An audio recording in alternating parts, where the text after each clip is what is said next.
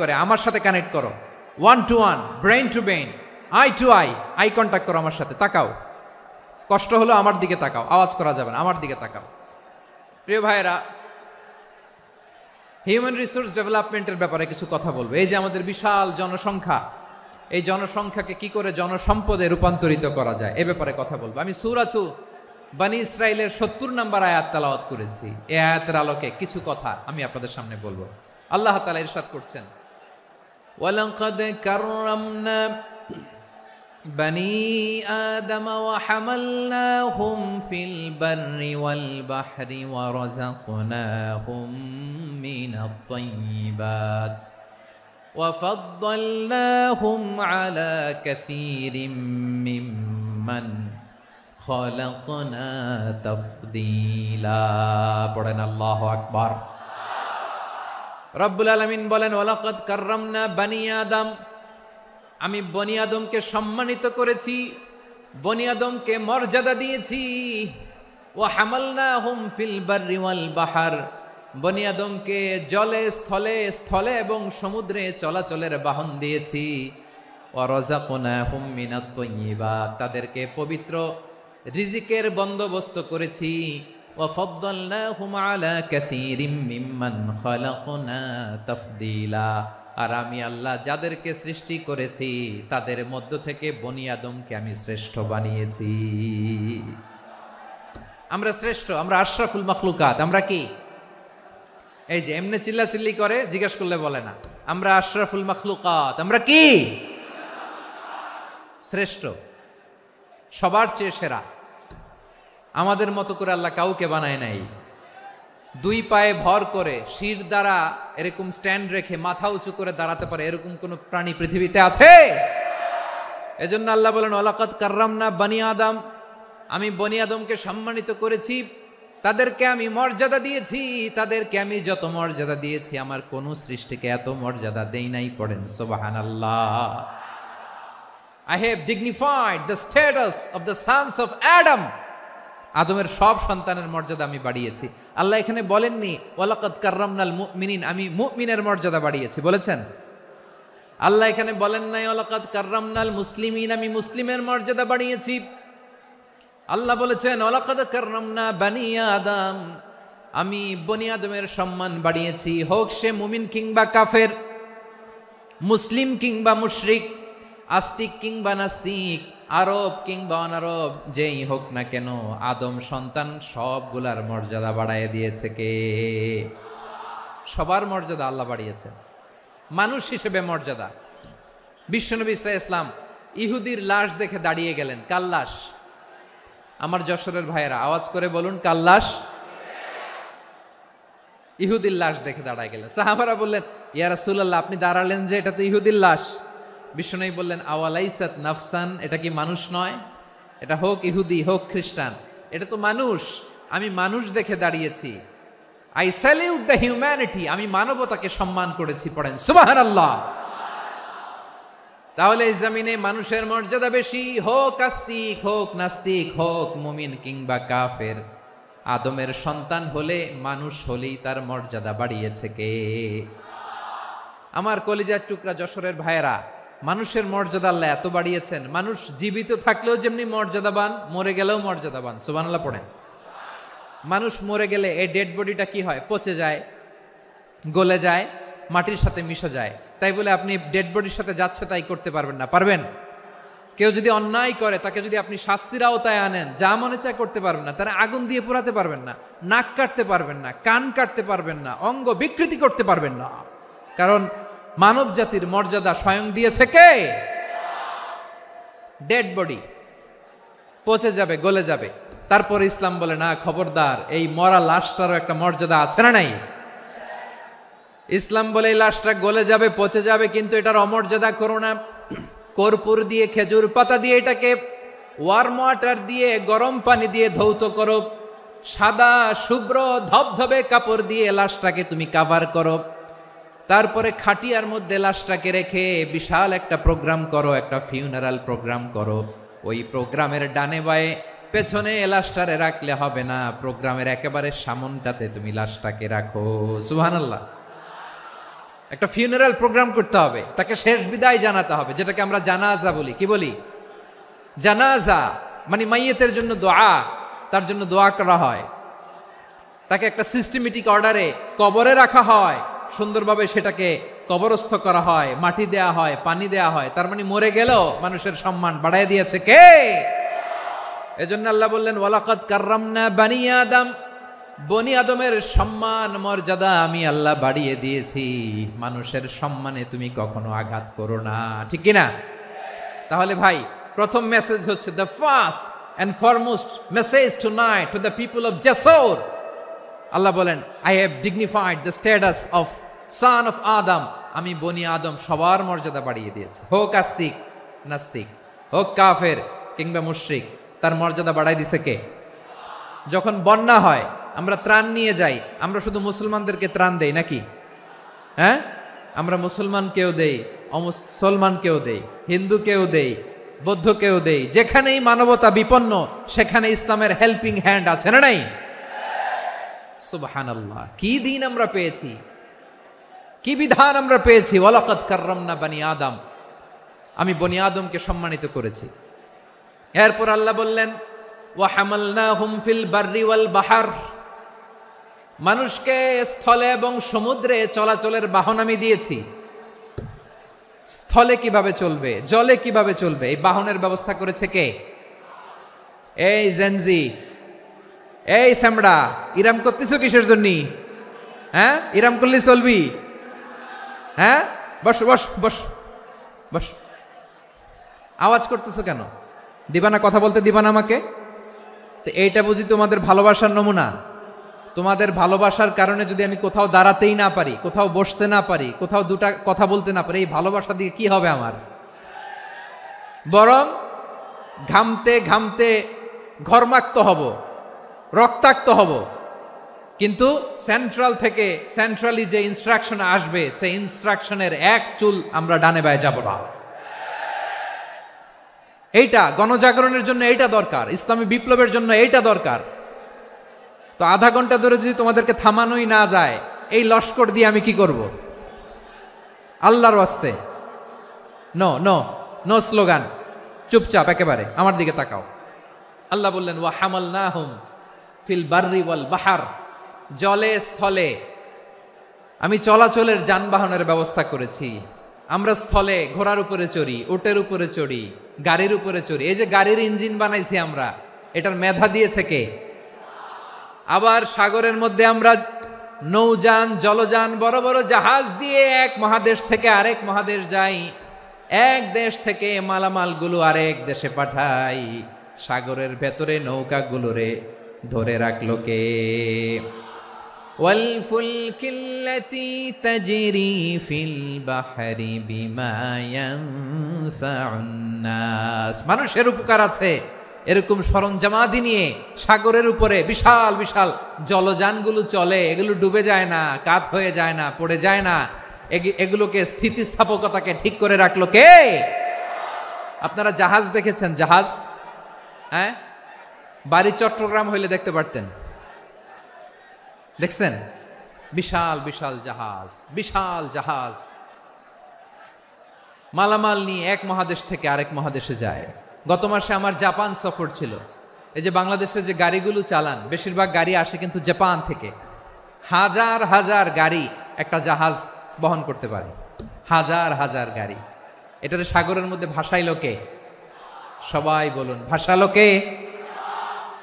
হাজার হাজার গাড়ি নিয়ে জাপানিজ গাড়িগুলো আমাদের চট্টগ্রামের এয়ারপোর্টের বন্দরে ভিড়ে। যুক্তরাষ্ট্রে আমি দেখেছি বিশাল বিশাল জাহাজ। আপনারা টাইটানিক জাহাজের নাম শুনেছেন? টাইটানিকেরও 8 গুণ 10 গুণ বড়। সুবহানাল্লাহ কইবেন না? টাইটানিক জাহাজের 8 গুণ 10 গুণ বড় একটা জাহাজ আছে, আইকন অফ দ্য সি, আমি দেখে এসেছি। রয়্যাল ক্যারিবিয়ান দেখে এসেছি।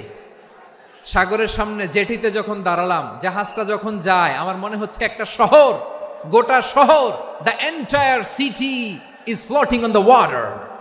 পুরো একটা শহর মনে হয় পানির উপর দিয়ে ভেসে যাচ্ছে। পড়েন সুবহানাল্লাহ। এই যে আইকন অফ দ্য সি, এই ক্রুজ, এই জাহাজটা, এটার ভিতরে স্টেডিয়াম আছে। কিসের ভিতরে স্টেডিয়াম? কথা বুঝে নাই বোধহয়। স্টেডিয়াম কিসের ভিতর? সুইমিং পুল আছে, শপিং মল আছে, রেস্টুরেন্ট আছে, ক্লাব আছে, 3000 4000 রুম বিশিষ্ট, কক্ষ বিশিষ্ট হোটেল আছে। এই সবগুলোর নিয়ে এগুলো চলে সাগরের এই দোলার মধ্যে, জলোচ্ছ্বাসের মধ্যে, এই সাগরের ভেতরে এই জাহাজগুলোর ভাষায় রাখছে কে? সূরাতুর আর রহমানে আল্লাহ তাআলা বললেন, ওয়ালাহুল জাওয়ারিল মুনশাআতু ফিল বাহরি কাল আ'লাম ফাবিআইয়ি আলা, সবাই পড়েন, ফাবিআইয়ি আলাই রাব্বিকুমা তুকাযযিবান। পাহাড় সম বড় বড় জাহাজগুলো মাল বোঝাই করে সাগরের মধ্যে ভেসে বেড়ায়। এগুলো দিয়ে মালামাল বহন করা যায়, মানুষরা এক দেশ থেকে আরেক দেশে যায়। এই জাহাজগুলোর সাগরের ভেতরে ভাসায় রাখলো কে? এই আয়াতের ভেতরে আল্লাহ তাআলা সূরাতু বনী ইসরাঈলের এই চমৎকার আয়াতের ভেতরে আল্লাহ তাআলা বেসিক্যালি মানব জাতির প্রতি তার 4টি স্পেশাল অনুগ্রহের কথা বলেছেন। কয়টি? 2টা বলে ফেলছি। 1 নাম্বার, ওয়ালাকাদ কাররামনা বানি আদম, আমি বনি আদমের সম্মান বাড়াইছি। নাকি মুসলমানদের? নাকি মুসল্লিদের? কার সম্মান বাড়িয়েছি? বনি আদমের। তাহলে human dignity, the first part of the verse talks about the human dignity. 2 number অংশ আল্লাহ তাআলা বললেন, ওয়া হামালনাহুম ফিল বাররি ওয়াল বাহর, স্থলে এবং সমুদ্রে আমি তাদের জন্য চলাচলের বাহন দিয়েছি। সুবহানাল্লাহ। তার মানে smooth movement on land and sea, জলে এবং স্থলে যাতে আমরা স্মুথলি মুভ করতে পারি আল্লাহ তাআলা দিয়েছেন। 3 নম্বরে আল্লাহ তাআলা বললেন, ওয়া রাযাকনাহুম মিনাত তাইয়্যিবাত, মানুষের জন্য আমি পবিত্র রিজিকের ব্যবস্থা করেছি। জলে এবং স্থলে যত প্রাণী আছে সবগুলা প্রাণীকে রিজিক দেয় কে? আমাদেরকে রিজিক দেয় কে? সাগরের মাছগুলোকে, বড় বড় তিমি মাছগুলোরে রিজিক দেয় কে? বাতাসের মধ্যে ভেসে বেড়ানো বড় বড় পাখিগুলো, স্ক্যান্ডিনেভিয়ান কান্ট্রি থেকে লক্ষ লক্ষ কোটি কোটি পাখিগুলো যে এক দেশ থেকে আরেক দেশে ট্রান্সফার হয়, এগুলোর রিজিক দেয় কে? রব্বুল আলামিন বলেন, ওয়ামা মিন দাব্বাতিন ফিল আরদি ইল্লা আলাল্লাহি রিজকুহা ওয়া ইয়ালামু মুস্তাকাররাহা ওয়া মুস্তাওদাআহা কুল্লুম ফি কিতাবিম মুবিন। আল্লাহু আকবার। রব্বুল আলামিন বলেন, ভূপৃষ্ঠে বিচরণশীল যত প্রাণী আছে সব প্রাণীগুলোকে আমি আল্লাহ আমার নিজের কুদরতে রিজিকের বন্দোবস্ত করি। এই প্রাণীগুলো কোথায় থাকে, কোথায় যায়, সব জায়গায় আমি রিজিক পৌঁছে দেই। রিজিক কেউ দিতে পারে না, রিজিকের মালিক কে? রিজিকের মালিক তিনি আল্লাহ। এজন্য আল্লাহ তাআলা বললেন, ওয়া রাযাকনাহুম মিনাত তাইয়্যিবাত। এরপর আল্লাহ বললেন, ওয়া ফাদ্দালনাহুম আলা কাসীরিম মিম্মান খালাকনা তাফদীলা। আমি যত প্রাণী সৃষ্টি করেছি সকল প্রাণীর মধ্যে মানুষের মর্যাদা, শ্রেষ্ঠত্ব আমি দিয়েছি। সুবহানাল্লাহ পড়েন। তাহলে 1 নম্বরে আল্লাহ বললেন, আমি বনি আদমের মর্যাদা বাড়ালাম। এরপরে বললেন, স্থলে এবং সমুদ্রে চলাচলের জন্য যানবাহন দিলাম। 3 নম্বরে আল্লাহ বললেন, পবিত্র রিজিকের ব্যবস্থা করে দিলাম। এরপরে আল্লাহ বললেন, যত প্রাণী আছে, সৃষ্টি আছে, সবগুলার উপরে আমি মানুষকে শ্রেষ্ঠত্ব দিলাম। সুবহানাল্লাহ। তাহলে সবচেয়ে বেশি শ্রেষ্ঠত্ব মানুষের। কার? মানুষের। শুধু তাই নয় প্রিয় ভাইরা, আকাশ এবং জমিনে যা কিছু আছে সবকিছু মানুষের জন্য, মানুষের কল্যাণে, মানুষের প্রয়োজনে, মানুষের বশীভূত করে সৃষ্টি করেছেন কে? রব্বুল আলামিন বলেন, হুয়াল্লাযী খালাকা লাকুম মা ফিল আরদি জামিআ। এই জমিনের মধ্যে যা কিছু আমি আল্লাহ সৃষ্টি করেছি সব কিছু আমি মানুষের জন্য সৃষ্টি করেছি। পড়েন সুবহানাল্লাহ। হুয়াল্লাযী খালাকা লাকুম মা ফিল আরদি জামিআ, যা আছে সব আমাদের জন্য, সব আমাদেরকে সার্ভিস দেওয়ার জন্য, আমাদের উপকারের জন্য, আমাদের কল্যাণের জন্য। আওয়াজ করে সবাই পড়ুন আল্লাহু আকবার। অন্য আয়াতে আল্লাহ বললেন, ওয়াসাখখারা লাকুম মা ফিস সামাওয়াতি ওয়া মা ফিল আরদি জামিআম মিন ইন্না ফি যালিকা লাআয়াতিন লিকাউমি ইয়াতাফাক্কারুন।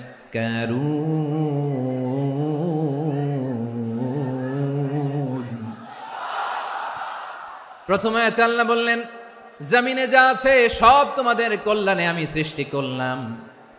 এরপরে আল্লাহ বললেন আকাশেও যা আছে সব তোমাদের জন্য সৃষ্টি করলাম, তোমাদের অনুগত বানায় দিলাম। পড়েন সুবহানাল্লাহ।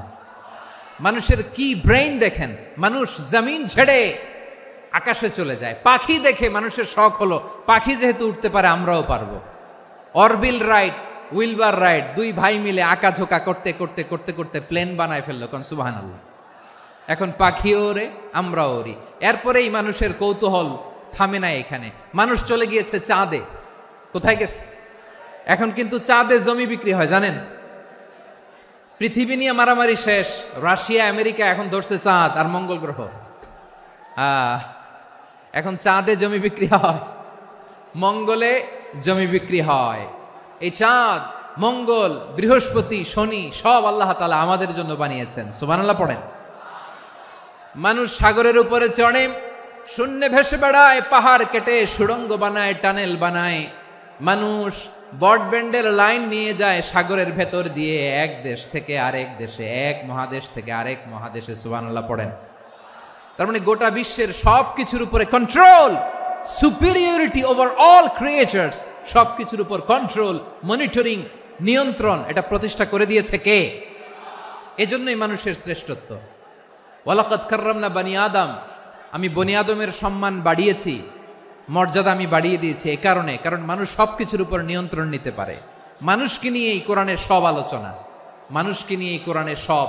তাই কোরআনের কেন্দ্রীয় আলোচ্য বিষয় হচ্ছে মানুষ। কোরআনের কেন্দ্রীয় আলোচ্য বিষয় কি? যশোরের ভাইয়েরা বুঝে থাকলে সবাই বলবেন কোরআনের কেন্দ্রীয় আলোচ্য বিষয় কি? এই যে আমি মূল আলোচনায় যাচ্ছি এখন।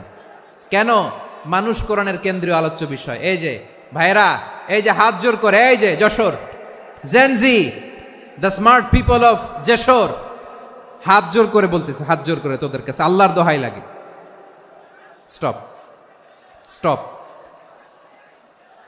শুরুতে একবার বলেছে জায়গা না হলে আস্তে আস্তে ধাক্কা দিবা, সামনে না পিছনে, দিয়ে দিয়ে বেরোয় চলে যাও। এলইডিতে দেখো, এই যে এই যে আল্লাহর ওয়াস্তে জায়গা না হলে ওদিকে যাও।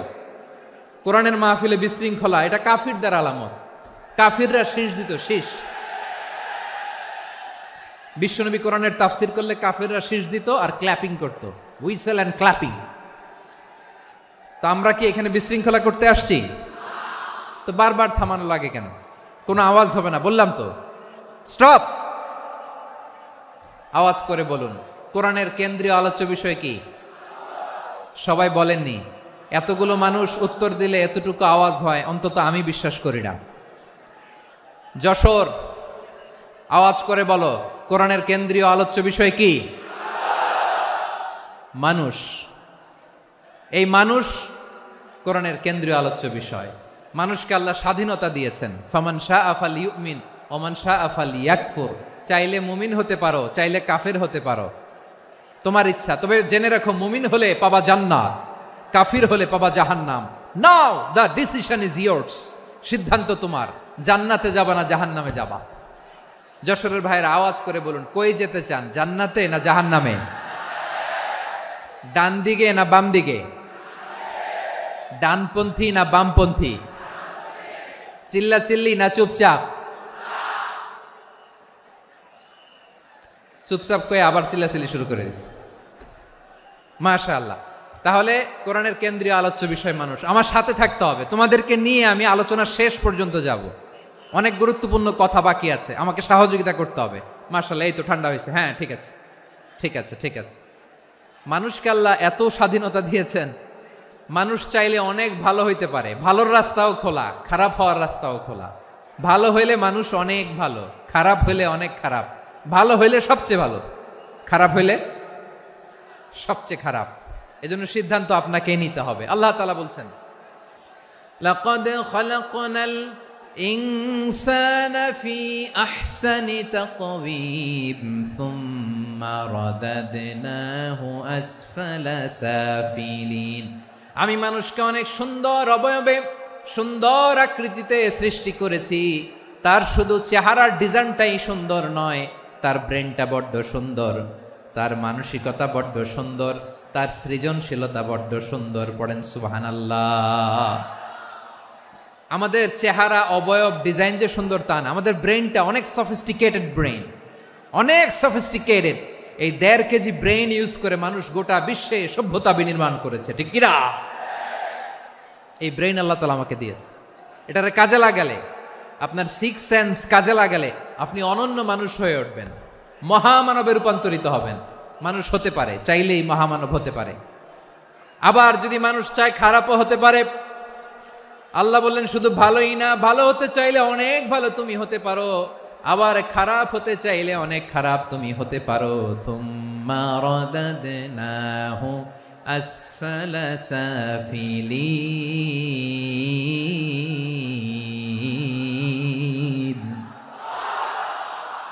খারাপ হলে একেবারে খারাপ হতে পারো, নিকৃষ্ট হলে একেবারে নিকৃষ্ট হতে পারো, ভালো হলেও ভালো হতে পারো। কোন সুবহানাল্লাহ। এবার আওয়াজ করে বলুন, ভালো হতে চাই না খারাপ? শ্রেষ্ঠ না নিকৃষ্ট? মানুষ ভালো হলে মানুষ ফেরেশতার চেয়েও ভালো, মানুষ খারাপ হলে সে পশুর চেয়েও খারাপ। কথা ঠিক কিনা বলেন? ভালো হলে ফেরেশতার চেয়েও ভালো, খারাপ হলে পশুর চেয়েও নিকৃষ্ট। তার মানে শ্রেষ্ঠত্বে মানুষ, শ্রেষ্ঠত্বে ফেরেশতাকে হার মানায়, আর অধপতনে শ্রেষ্ঠত্বে ফেরেশতাকে ছাড়িয়ে যায়, আর অধপতনে পশুকেও হার মানায়। আই রিপিট, আমি আবারও বলছি, মানুষ শ্রেষ্ঠত্বে ফেরেশতাকে ছাড়িয়ে যায়, আর অধপতনে সে পশুকেও হার মানায়। আওয়াজ করে বলতে হবে ঠিক কিনা? এটার প্রমাণ কি? মানুষ শ্রেষ্ঠ হইলে যে ফেরেশতার চেয়েও সেরা, তার প্রমাণ কি? আল্লাহ তাআলা বলছেন, ওয়া ইয কুলনা লিল মালাইকাতি ইসজুদু লি আদম ফাসাজাদু ইল্লা ইবলিস আবা ওয়াস্তাকবারা ওয়া কানা মিনাল কাফিরিন। আল্লাহ বলেন, স্মরণ করো সে সময়ের কথা যখন আমি ফেরেশতাদেরকে বললাম, ও ফেরেশতারা আদমকে সেজদা দাও। সব ফেরেশতারা সম্মান সূচক সেজদা আদমকে দিল। তারা আদমের জন্য সেজদায় লুটিয়ে পড়লো, একজন ছাড়া, তার নাম ইবলিস। আওয়াজ করে বলেন, তার নাম কি? সে অহংকার প্রদর্শন করলো, সে কাফের হয়ে গেল। বাকি সব ফেরেশতারা সেজদা দিল। সুবহানাল্লাহ।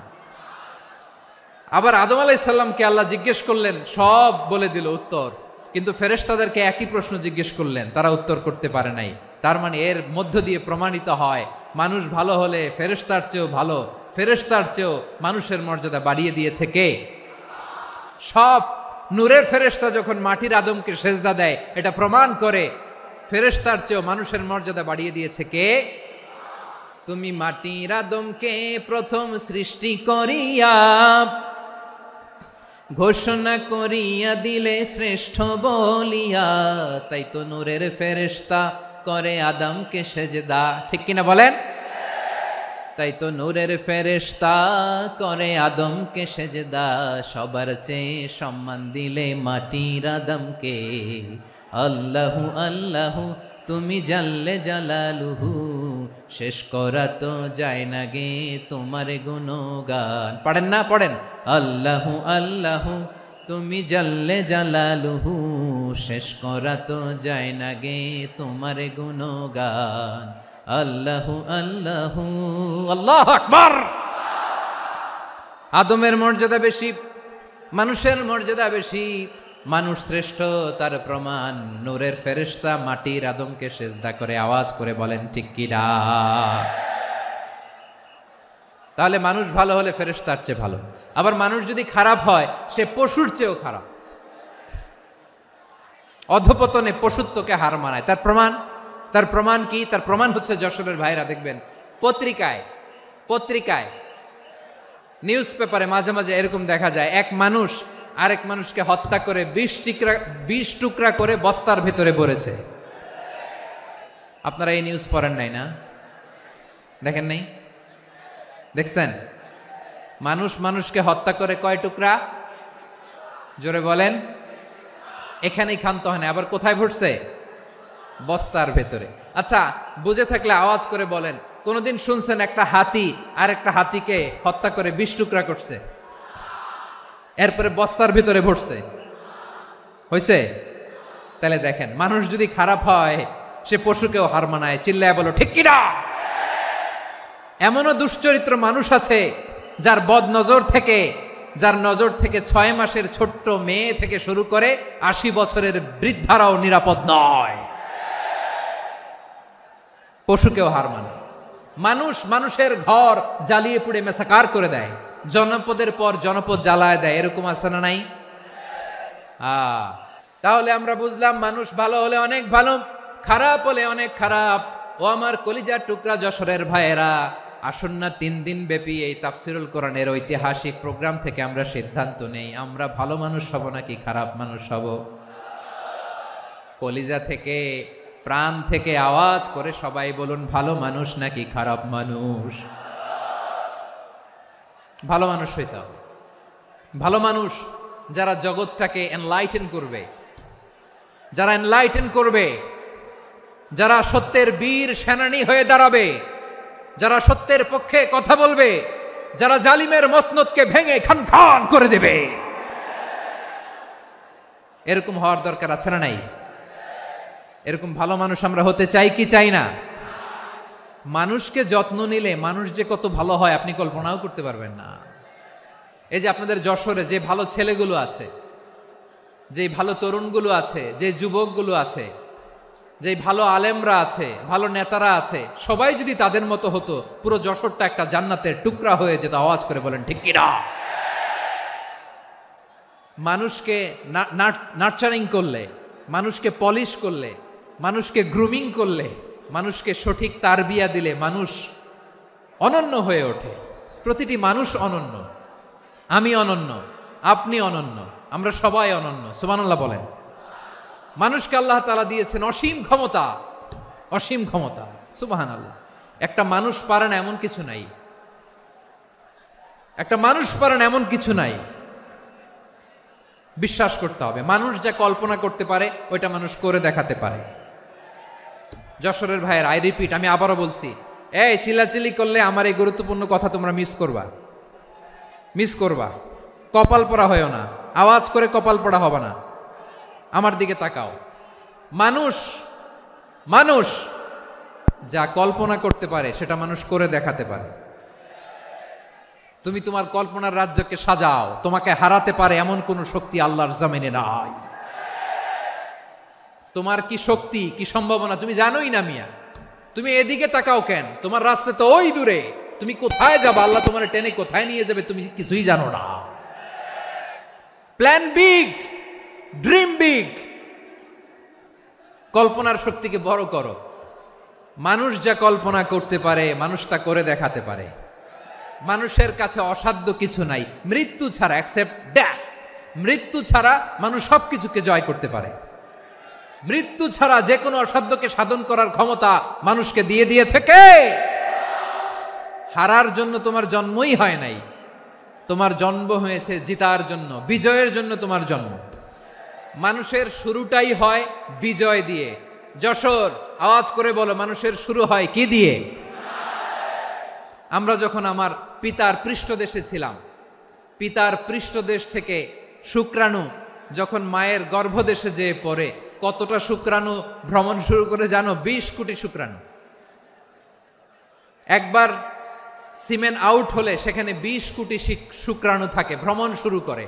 ওই 20 কোটি শুক্রাণুর মধ্যে থেকে তুমি আমি আজকে এক বিকশিত শুক্রাণু মানব রূপে পৃথিবীতে এসেছি। সুবহানাল্লাহ। ওই 20 কোটি শুক্রাণুর প্রতিযোগিতায় সবাইরে পেছনে ফেলে সেদিন আমি সফল হয়েছিলাম, সেদিন আমি বিজয়ী হয়েছিলাম। সেদিন আমি এত ছোট ছিলাম, মাইক্রোস্কোপ দিয়েও আমার অস্তিত্ব টের পাওয়া যায় না। আমি এত তুচ্ছ ছিলাম, নগণ্য ছিলাম। আমার কান ছিল না, আমার চোখ ছিল না, আমার হাত ছিল না, আমার জন্য রিকমেন্ডেশন করার মতো মামু ছিল না, খালা ছিল না, কেউ ছিল না। তারপরেও ওই প্রতিযোগিতায়, ওই কম্পিটিশনে যখন আমারে কেউ হারাতে পারে নাই, আল্লাহর জমিনেও আমারে কেউ হারাতে পারে না। হারার জন্য তোমার জন্মই হয় নাই, তুমি আসছোই জিতার জন্য। সুবহানাল্লাহ। বিশ্বনবী বলেন, আন্নাসু মাআদিন কামাআদিনি যাহাবি ওয়াল ফিদ্দা খিয়ারুহুম ফিল জাহিলিয়াতি খিয়ারুহুম ফিল ইসলাম। Peoples are like mines of gold and silver. সোনার খনি, রূপার খনি, এর চেয়েও বড় খনি হচ্ছে এই মানব সম্পদের খনি। আওয়াজ করে বলেন আল্লাহু আকবার। আল্লাহ তাআলা এই সম্পদ আমাদেরকে দিছে। বিশ্বনবী বলেন, মানুষ হচ্ছে খনির মতো। খিয়ারুহুম ফিল জাহিলিয়াতি খিয়ারুহুম ফিল ইসলাম। জাহিলি যুগে যারা সেরা, ইসলামেও তারা সেরা। ইদা ফাকুহু, যদি তারা বুঝবান হয় তাহলে তাদেরকে সেরা বানায় দিবে কে? তাহলে মানুষের চেয়ে সেরা কেউ হতে পারে? মানুষের চেয়ে অনন্য কেউ হতে পারে? মানুষকে কেউ হারাতে পারে? আওয়াজ করে বলো, তোমাকে কেউ হারাতে পারবে? এই সাহস জাগছে আজকের আলোচনা থেকে। আমি তুমি অনন্য, আমাকে তোমাকে হারায়া দেওয়া এত সহজ না, ঠিক কিনা? একটা কথা জীবনের সাথে সেট করে নিতে হবে, আমি জিতি নয় শিখি, আমি কখনো হারি না। জীবনের সাথে সেট করে নাও, জেনজি অফ জেসর, আমি কখনো হারি না, আমি হয় জিতি নয় শিখি। চিল্লায় বলো ঠিক কিনা? আমি কখনো হারি না, আমার হারানো এত সোজা না। কি সাহস জাগছে? বুকে সাহস জাগছে? তাকবীর পড়ো, লিল্লাহে তাকবীর। তাহলে বিশ্বনবী বললেন, নাসু মাআদিন, মানুষ হচ্ছে খনি। এই ধাক্কা ধাক্কি আমি জানি এগুলো ভালোবাসার ধাক্কা ধাক্কি, এজন্য আমি সহ্য করে নেই। এগুলো যে ভালোবাসার ধাক্কা ধাক্কি এটা আমরা বুঝি। পৃথিবীর কোন আইন, সিকিউরিটি, প্রটোকল দিয়ে এটারে মানানো যাবে না, কারণ এটা তো ভালোবাসা, লাভ। লাভ কোনো আইন কানুন দিয়ে বাধা যায় না, মানানো যায় না, ঠিক কিনা বলো?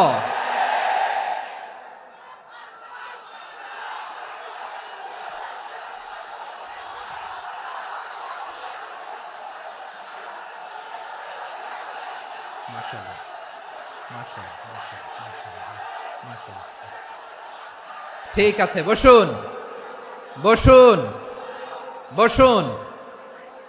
আল নাসু মাআদিন, মানুষ হচ্ছে খনি। এই খনির যত্ন নিতে হবে। আমার মা বাবা যারা এসেছেন, আপনার ছেলে মেয়ের যত্ন নেন। আপনার ছেলের মধ্যে যে কি পটেনশিয়াল আপনি জানেন না। আপনার এই ছোট্ট অবুজ ছেলেটাই আগামী দিনের শায়েখ আহমদুল্লাহ হবে। আপনার হেফজখানায় পড়া ওই ছোট্ট ছেলেটাই আগামী দিনের আল্লামা মামুনুল হক হবে। আপনার ওই ছেলেটা আমির হামজা হবে, আব্দুল হাই সাইফুল্লাহ হবে। এভাবে বড় বড় আলেম হবে, তারা যুগশ্রেষ্ঠ আলেম হবে। সেই একদিন এই বাংলাদেশের পার্লামেন্টে যে বক্তব্য দিয়ে যশোরের পক্ষে কথা বলবে। আপনি জানেন না, কাউকে ছোট করবেন না আপনি। ওর কনফিডেন্স আপনি কমাবেন না, আপনি কমাতে পারেন না। প্যান্ডেলে আমার যে মা বোনেরা আছেন, ছেলে মেয়েদেরকে কখনো ছোট করে কথা বলবেন না। ও যে কোথায় যাবে আপনি জানেন না। আপনি মা হয়ে তাকে সাহস দিবেন, তার কল্পনার জগৎটাকে সাজাতে তাকে উৎসাহিত করবেন, ঠিক কিনা বলেন? আর আমার প্যান্ডেলের আমার প্রিয় শ্রদ্ধাশীলা মায়েরা বোনেরা, আপনারা তো আরো দামি সম্পদ। বিশ্বনবী বলেন, আর দুনিয়া কুল্লুহা মাতা। আল্লাহ আল্লাহ আল্লাহ। বিশ্বনবীর কথার ওজন দেখেন, আর দুনিয়া কুল্লুহা মাতা ওয়া খায়রু মাতা'আদ দুনিয়া আল মারআতুস সালিহা। বিশ্বনবী বলেন, দুনিয়ায় যা দেখো সব আল্লাহর দেওয়া অ্যাসেট, মানে সম্পদ। আর এত অ্যাসেটের ভিড়ে সবচাইতে শ্রেষ্ঠ সম্পদ হচ্ছে নেককার নারী। সুবহানাল্লাহ। ভাইয়েরা বোনের সাথে খারাপ আচরণ করো না, সন্তান মায়ের সাথে খারাপ আচরণ করো না। আমাদের মায়েরা আমাদের asset, they are our priceless asset. কারণ এই মায়েদের পেটে এসেছে আল্লাহর ওলিরা, এই মায়েদের পেটে এসেছে খান জাহান আলী, এই মায়ের পেটে এসেছে শাহজালাল ইয়ামানি, এই মায়ের পেটে এসেছে আল্লাহর সব নবীরা। নাকি নবীরা আকাশ থেকে ধপ করে জমিনে নেমে আসছে? মায়ের পেটে আসছে। এই মায়ের পেটগুলো খনি। আমার সম্মানিতা মায়েরা বোনেরা, নিজেকে ইসলাম দিয়ে সাজান, নিজেকে ইসলাম দিয়ে সাজান, নিজেকে পবিত্র রাখুন, নিজের আব্রু ইমান ইজ্জতের হেফাজত করুন, কোরআন পড়ুন, সুন্নাহ পড়ুন। আপনি জানেন না আপনার গর্ভে কে আসছে, কোন ক্ষণজন্মা পুরুষকে আল্লাহ তাআলা আপনার গর্ভে পাঠাবে, আপনি জানেন না। মায়েরা নিজেদেরকে পবিত্র রাখুন, ইসলাম চর্চা করুন, কোরআন চর্চা করুন, নৈতিকতা দিয়ে নিজেকে সাজান। যশোরের জেনজি, নিজেদেরকে প্রস্তুত রাখো আগামীর বাংলাদেশের জন্য। নৈতিকতা, মোরালিটি, ভ্যালিউজ দিয়ে নিজেকে সাজাও, ইসলাম দিয়ে নিজেকে সাজাও, কারণ আগামীর বাংলাদেশ ইসলামের বাংলাদেশ। বাংলাদেশের আসল পরিচয় ইসলাম। বাংলাদেশের আসল পরিচয় কি? সবাই বলে না। বাংলাদেশের আসল পরিচয় কি? এই ইসলাম নিয়ে আমরা সংসদ ভবন সাজাবো, রাজি আছি না নাই? শেকড় ভুলে যাওয়া যাবে না। আমরা ধাপে ধাপে শারিয়া আইনের দিকে যাব ইনশাআল্লাহ, কিন্তু জঙ্গিবাদ দিয়ে নয়, কট্টরপন্থা দিয়ে নয়। আমরা ইন্টেলেকচুয়ালি, গ্রাজুয়ালি, ধাপে ধাপে শারিয়া আইনের দিকে মুভ করব ইনশাআল্লাহ। বলো লিল্লাহি তাকবীর। এদেশের আসল পরিচয় সবাই বলে না, আওয়াজ করে, এদেশের আসল পরিচয়। এদেশে আজান শুনে সূর্য ওঠে শহর গ্রামে, এদেশে আজান শুনে সূর্য ডুবে সন্ধ্যা নামে, এদেশে সকল কাজে সবাই বলে বিসমিল্লাহ, এদেশে ভালো কিছু দেখে শুনে হাসি মুখে সবাই বলে মাশা আল্লাহ, সুবহানাল্লাহ সুবহানাল্লাহ সুবহানাল্লাহ সুবহানাল্লাহ সুবহানাল্লাহ সুবহানাল্লাহ সুবহানাল্লাহ সুবহানাল্লাহ। ও নবীন তরুণ, তোমার কিসের এত ভয়? জেনে রেখো বাংলাদেশের আসল পরিচয়। বাংলাদেশের আসল পরিচয় ইসলাম। আওয়াজ তুলে বলো, আসল পরিচয় কি? এদেশে পরস্পরে দেখা হলে দেয় সালাম, এদেশে আমজনতার হৃদয় জুড়ে পাক্কা আলাম, ঠিক কি না? এদেশে বিপদ এলে সর্বজনে সর্বক্ষণে দোয়া পড়ে ইন্না লিল্লাহ সুবহানাল্লাহ সুবহানাল্লাহ সুবহানাল্লাহ সুবহানাল্লাহ। এদেশে আজান শুনে সূর্য ওঠে শহর গ্রামে, এদেশে আজান শুনে সূর্য ডোবে সন্ধ্যা নামে, এদেশে সকল কাজে সবাই বলে বিসমিল্লাহ, এদেশে ভালো কিছু দেখে শুনে হাসি মুখে সবাই বলে মাশা আল্লাহ সুবহানাল্লাহ। আওয়াজ করে সুবহানাল্লাহ সুবহানাল্লাহ সুবহানাল্লাহ সুবহানাল্লাহ। সবাই একসাথে সুবহানাল্লাহ সুবহানাল্লাহ সুবহানাল্লাহ সুবহানাল্লাহ। এদেশের আসল পরিচয় কি? আওয়াজ করে বলতে ভয় লাগে। এদেশের আসল পরিচয় কি? ইসলাম দিয়ে আমাদের সংসদ ভবন চলুক, আমরা চাই কি চাই না? বঙ্গভবনে লা ইলাহা ইল্লাল্লাহর পতাকা উড়ুক, আমরা চাই কি চাই না? প্রতিটি জেলা অফিসে, ডিসি অফিসে লা ইলাহার পতাকা ঝুলুক, আমরা চাই কি চাই না? কারা কারা চাই হাত তুলে আল্লাহরে দেখায়।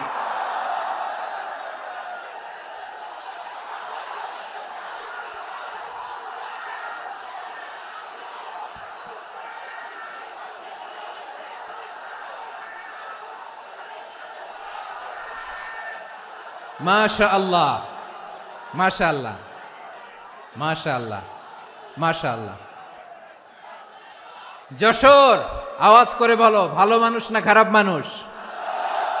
বুঝে বলছো তো? মানুষ ভালো হলে যে কত ভালো। এই মানুষকে যত্ন নিলে, মানুষকে মানুষ বানালে যে সে কি হতে পারে শুনবা? হ্যাঁ, নাকি মোনাজাত দিয়ে দিব? শুনবা? তাহলে থামতে হবে। থামো, আমি যখন বলবো থামো থামো, তাকবীরের সময় দিলে তাকবীর, থামো থামো। মানুষকে যত্ন নিলে, এই এদিকে এদিকে, ড্রোন নামায় ফেলো। হয়েছে, ড্রোনের ফুটেজ হয়ে গেছে, এবার ড্রোন নামায় ফেলো, আমার দিকে তাকাও। মানুষকে, তোমরা এদিক সেদিক তাকালে তো গুরুত্বপূর্ণ পয়েন্ট মিস হয়ে যাবে। এদিকে এদিকে, হ্যাঁ ঠিক আছে, এদিকে। মানুষকে যত্ন নিলে মানুষের মধ্যে যে আল্লাহ কি পটেনশিয়াল রেখেছে। আমি জাপানের দুইটা উদাহরণ দেই। জাপানের, এই এভাবে এভাবে হবে, হয় বসো নয় পেছনে, কথা নাই, কথা তো বলাই যাবে না, হারাম কথা বলা আজকে, একেবারে চুপ। আজকের জন্য হারাম করে দিছে আমি, এই কিছু সময়ের জন্য একেবারে নিষিদ্ধ। জাপানের দুইটা উদাহরণ দেই, খেয়াল করে একটু শুনেন, বুঝবেন।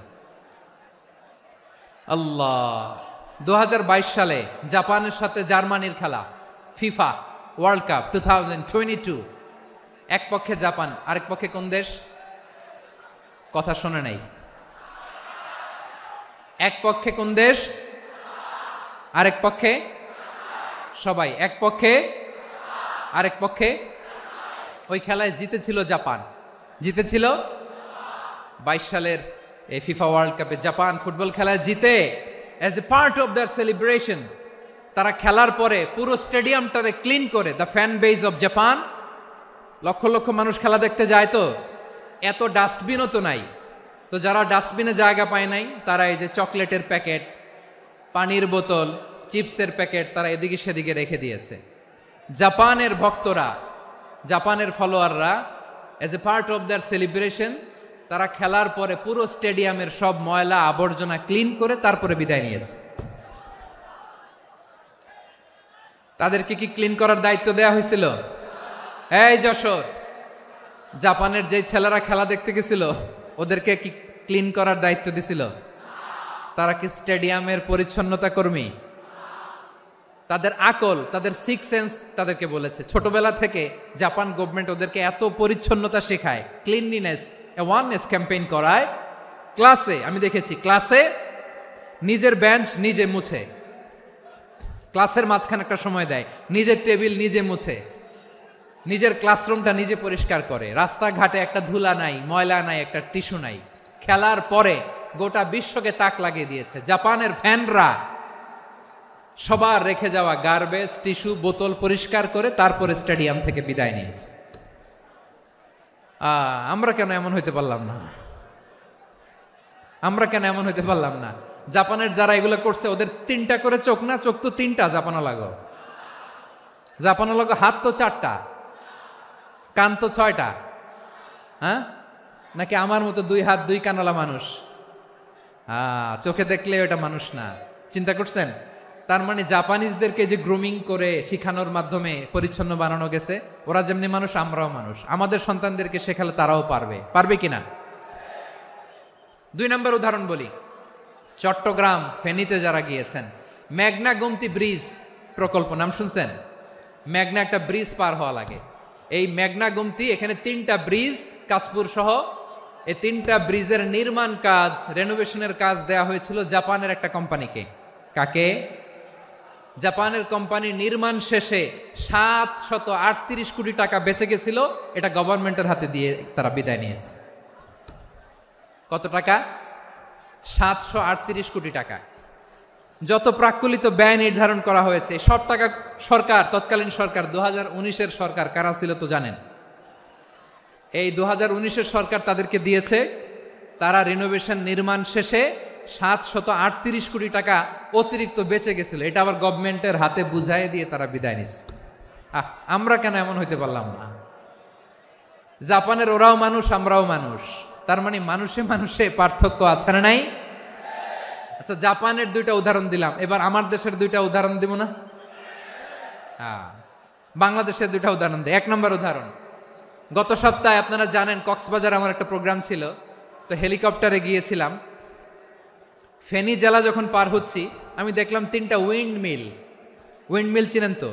বিশাল পিলার, 3টা 4টা পাখা থাকে, বায়ু বিদ্যুৎ কেন্দ্র, বাংলাদেশের প্রথম বায়ু বিদ্যুৎ কেন্দ্র এটা। মুহুরী প্রজেক্ট বলে এটার, সম্ভবত মুহুরী প্রজেক্ট। তো সাগরের বাতাসের ঝাপটায় এটা ঘুরে এনার্জি হয়, ইলেকট্রিসিটি উৎপাদন হয়। তো আমি পাইলটকে বললাম, ভাই এগুলো থেকে কেমন ইলেকট্রিসিটি উৎপাদন হয়? কয়, হুজুর একটু হয় না, কিছুই হয় না। কিছুই হয় না মানে? বলে, হুজুর বাংলাদেশে যত উইন্ডমিল আছে এটার পাখা একটাও ঘুরে না। আল্লাহ, বলেন কি? তাহলে এই যে কোটি কোটি টাকা ব্যয় করে যে উইন্ডমিল, কয় হুজুর ভিতরে ফিটফাট, উপরে ফিটফাট, ভিতরে সদরঘাট। তার মানে কোটি কোটি টাকা দিয়ে এই উইন্ডমিল বানায়, এখানে কিছু নাই। দুর্নীতির আড্ডাখানা, আখড়াখানা বাংলাদেশ, ঠিক কিনা বলেন? হায় রে, জাপানিজরাও মানুষ, আমরাও মানুষ। আমার এক নিকটাত্মীয় সরকারি চাকরিজীবী, তিনি আমাকে বললেন, বাংলাদেশের আরেকটা উদাহরণ দেখি। উনি আমাকে বললেন, যে প্রতি বছর আমাদের অফিসের ফার্নিচার চেঞ্জ করে। আমি বললাম প্রতি বছর ফার্নিচার চেঞ্জ করে কেন? বলে যে ফার্নিচার নতুন পারচেজ করলেই তো এখানে টাকা, নতুন কিনতে পারলেই টাকা, নতুন উন্নয়নের সবক শোনাতে পারলেই টাকা। প্রথম আলোর রিপোর্ট, কি আলো?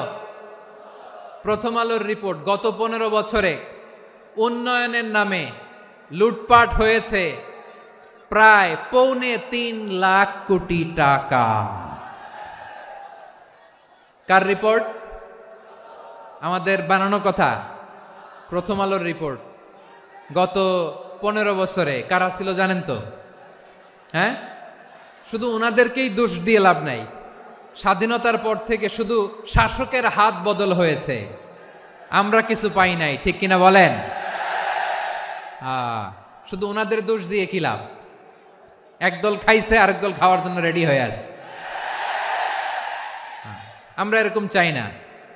আমরা চাই স্বাধীন সার্বভৌম বাংলাদেশ। আমরা চাই দুর্নীতিমুক্ত বাংলাদেশ। আমি নিউজটা যে কতবার পড়লাম, এটা কি সম্ভব?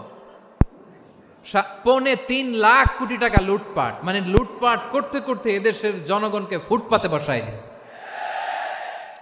প্রিয় ভাইয়েরা, তাহলে জাপানের মানুষও মানুষ, আমরাও মানুষ। সিদ্ধান্ত আপনার, কোন মানুষ হবেন, ভালো মানুষ না খারাপ মানুষ? আজকের আলোচনার বিষয় হচ্ছে মানব সম্পদের উন্নয়ন, human resource development. It's a process to increase the capacity of knowledge, skill, capacity of the people of a country. একটা দেশের মানুষের জ্ঞান, তাদের দক্ষতা কি করে বাড়ানো যায়, বাড়িয়ে দেশের উন্নয়ন করানো যায়, এটাই হচ্ছে মানব সম্পদ উন্নয়নের মূল কথা। তাহলে মানব সম্পদ হচ্ছে একটা দেশের সবচাইতে শক্তিশালী পুঁজি। প্রাকৃতিক সম্পদ, খনিজ সম্পদের চেয়েও দামি হচ্ছে মানব সম্পদ। আমার প্রিয় যশোর, প্রাকৃতিক সম্পদ, খনিজ সম্পদের চেয়ে দামি সম্পদ কি সম্পদ? আল্লাহ তাআলা দয়া করে আমাদেরকে এই মানব সম্পদ দিয়েছেন। আসুন আমাদের এই মানুষগুলোকে আমরা সোনার মানুষ বানাই। রাজি আছেন তো সবাই? রাজি আছেন? মানুষ পারে না এমন কোনো কিছু নাই, চাইলে সব পারে। এজন্য মানুষকে তারবিয়া দিতে হবে, যথাযথভাবে তাদেরকে গড়তে হবে। আসুন আমরা সিরাতের আয়নায় বিশ্বনবীর জীবনী থেকে দেখি তিনি কিভাবে হিউম্যান রিসোর্সকে ম্যানেজ করতেন। যদি আপনাদের সময় হয়, দু একটা উদাহরণ দিয়ে আজকে আমি আমার আলোচনার বিদায় নিব। হবে? সময় হবে কয়েক মিনিট? হ্যাঁ, শান্ত থাকবেন তো? শান্ত থাকবা? হ্যাঁ, ঠিক আছে। এই ধাক্কার মধ্যে ঢুকছে, এবার মজা বুঝতেছো তো? হ্যাঁ, মানা করছিলাম না? ঠিক আছে, টের পাও। হ্যাঁ, ঠিক আছে। যে আওয়াজ করবে আমি ওকে দেখতেছি, কে কে আওয়াজ করে দেখতেছি। শেষ কথা, শেষের দিকে চলে আসছি। বিষ্ণু ইসলাম কিভাবে হিউম্যান রিসোর্সকে ম্যানেজ করতেন, মজার কথা আছে কয়েকটা, বলে বিদায় নেব। বিশ্বনবী কিভাবে এই মানব সম্পদকে ম্যানেজ করতেন। বিশ্বনবী, he was a very good talent hunter, চৌকস ট্যালেন্ট হান্টার ছিল। কার মধ্যে কি ট্যালেন্ট আছে দেখলেই বুঝে ফেলতেন। সুবহানাল্লাহ পড়বেন না? কি নবী আমরা পেয়েছি! He was a very good talent hunter. আমার নবী, তিনি চৌকস ট্যালেন্ট হান্টার ছিলেন। কার মধ্যে কি প্রতিভা বের করতেন, ওই প্রতিভাকে ইসলামের কল্যাণে কাজে লাগাতেন। সুবহানাল্লাহ বলেন। যাকে যেই জায়গায় সেট করলে ভালো হবে তাকে ওই জায়গায় সেট করতেন। কয়েকজন সাহাবীর জীবনী শোনাই। আবু মাহজুরা রাদিয়াল্লাহু তাআলা আনহু, মক্কার মুয়াজ্জিন, আগে ছিল মুশরিক, পরে হয়েছে মুমিন। উনি কিভাবে মুমিন হইলেন এই ঘটনাটা একটু আপনাদের শোনাতে চাই। তো আপনাদের তো সময় নাই হাতে। হ্যাঁ, সময় আছে? এই জেনজি শেষ করে দিল আজকের প্রোগ্রামটা। 1 ঘন্টা ধাক্কা ধাক্কি করে কেমনে দাঁড়ায় আছে আমি বুঝলাম না।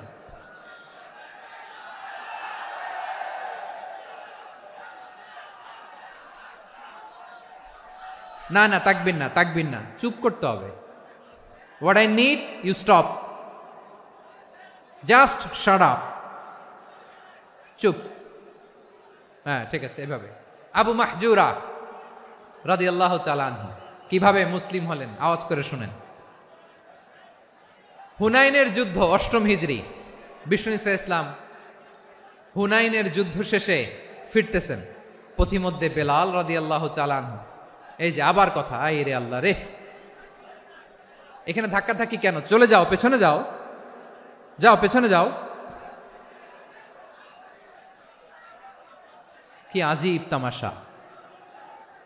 যেখানে যায় এখানে ধাক্কা ধাক্কি, মারামারি, গায়ের উপরে, কাঁধের উপরে, শাউটিং। অনেক গুরুত্বপূর্ণ কথা পয়েন্ট করে নিয়ে আসি যে বলবো, এই শাউট করার কারণে প্রোগ্রামটাই নষ্ট করে দেয়। আসছে আমার ভালোবাসা দেখাইতে, প্রোগ্রামটাই শেষ করে দিয়ে চলে যায়। স্টপ। আবার কথা বল, স্টপ। হুনাইনের যুদ্ধে অষ্টম হিজরি, কত হিজরি? সবাই বলেন না একটু, কত হিজরি? অষ্টম হিজরিতে হুনাইনের যুদ্ধে রাসূল সাল্লাল্লাহু আলাইহি ওয়াসাল্লাম ফিরে আসতেছেন মদিনায়। পথিমধ্যে বেলাল রাদিয়াল্লাহু তাআলা আনহু আজান দিচ্ছেন। কি দিচ্ছেন? তো পাশে ছিল মুশরিকদের একটা পল্লী, কিছু মুশরিক তরুণ, কিছু অমুসলিম কিশোর, তারা আজানকে ব্যঙ্গ করতেছে। আমাদের বাংলায় মুখ ভেঙ্গানো বলে আর কি। বেলাল রাদিয়াল্লাহু তাআলা আনহু আজান দিচ্ছেন, ওই বাচ্চাগুলো মুশরিক, তো ওরা আজানকে ব্যঙ্গ করতেছে, বিকৃতি করে ওরাও আজান দিচ্ছে। উদ্দেশ্য হচ্ছে আজানকে নিয়ে ঠাট্টা করা। উদ্দেশ্য কি? ঠাট্টা করা। ব্যাপারটা মনে কষ্ট পাওয়ার মতো ব্যাপার না? কিন্তু বিশ্বনবী ওইখানে দেখেন কি খুঁজলেন।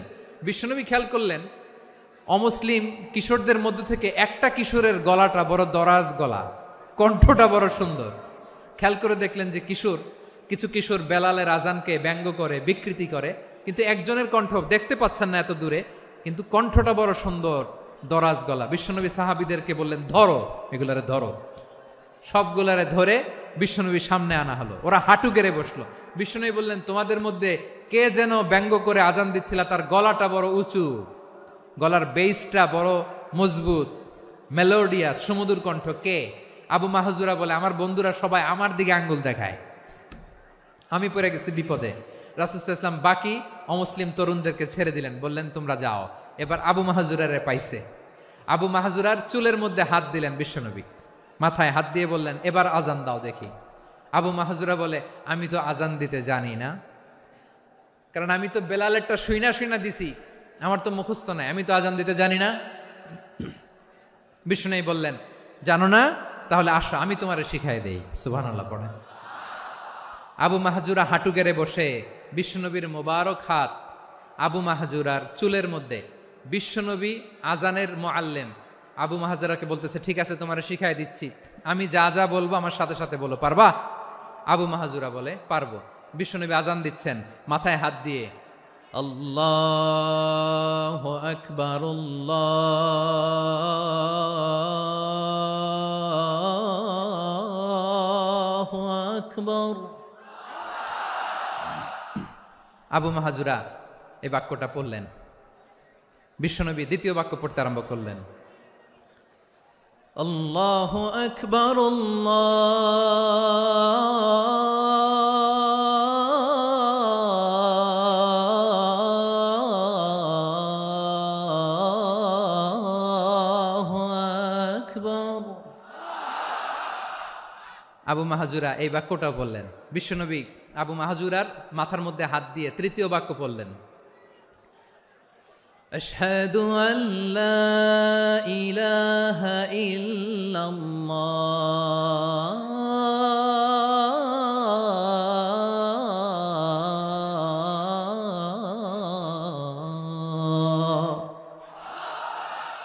আবু মাহজুরা তৃতীয় বাক্য পড়লেন। বিশ্বনবী একটা বাক্য পরে আবু মাহজুরা পরে, বিশ্বনবী পরে আবু মাহজুরা পরে। আবু মাহজুরা কিন্তু অমুসলিম, মুশরিক। আবু মাহজুরা বলে, এক একটা বাক্য পড়ি আমার কলিজাটা গলে ঠান্ডা হয়ে যায়। এতদিন মোহাম্মদকে গালি দিতাম, এখন মোহাম্মদ আমার মাথায় যখন হাত রাখছে আমার সারা শরীর ঠান্ডা হয়ে গেছে। বিশ্বনবী আজান শিখাচ্ছেন, একটা একটা বাক্য পড়ে আবু মাহজুরাও পড়ে, বিশ্বনবী পড়ে, আবু মাহজুরাও পড়ে।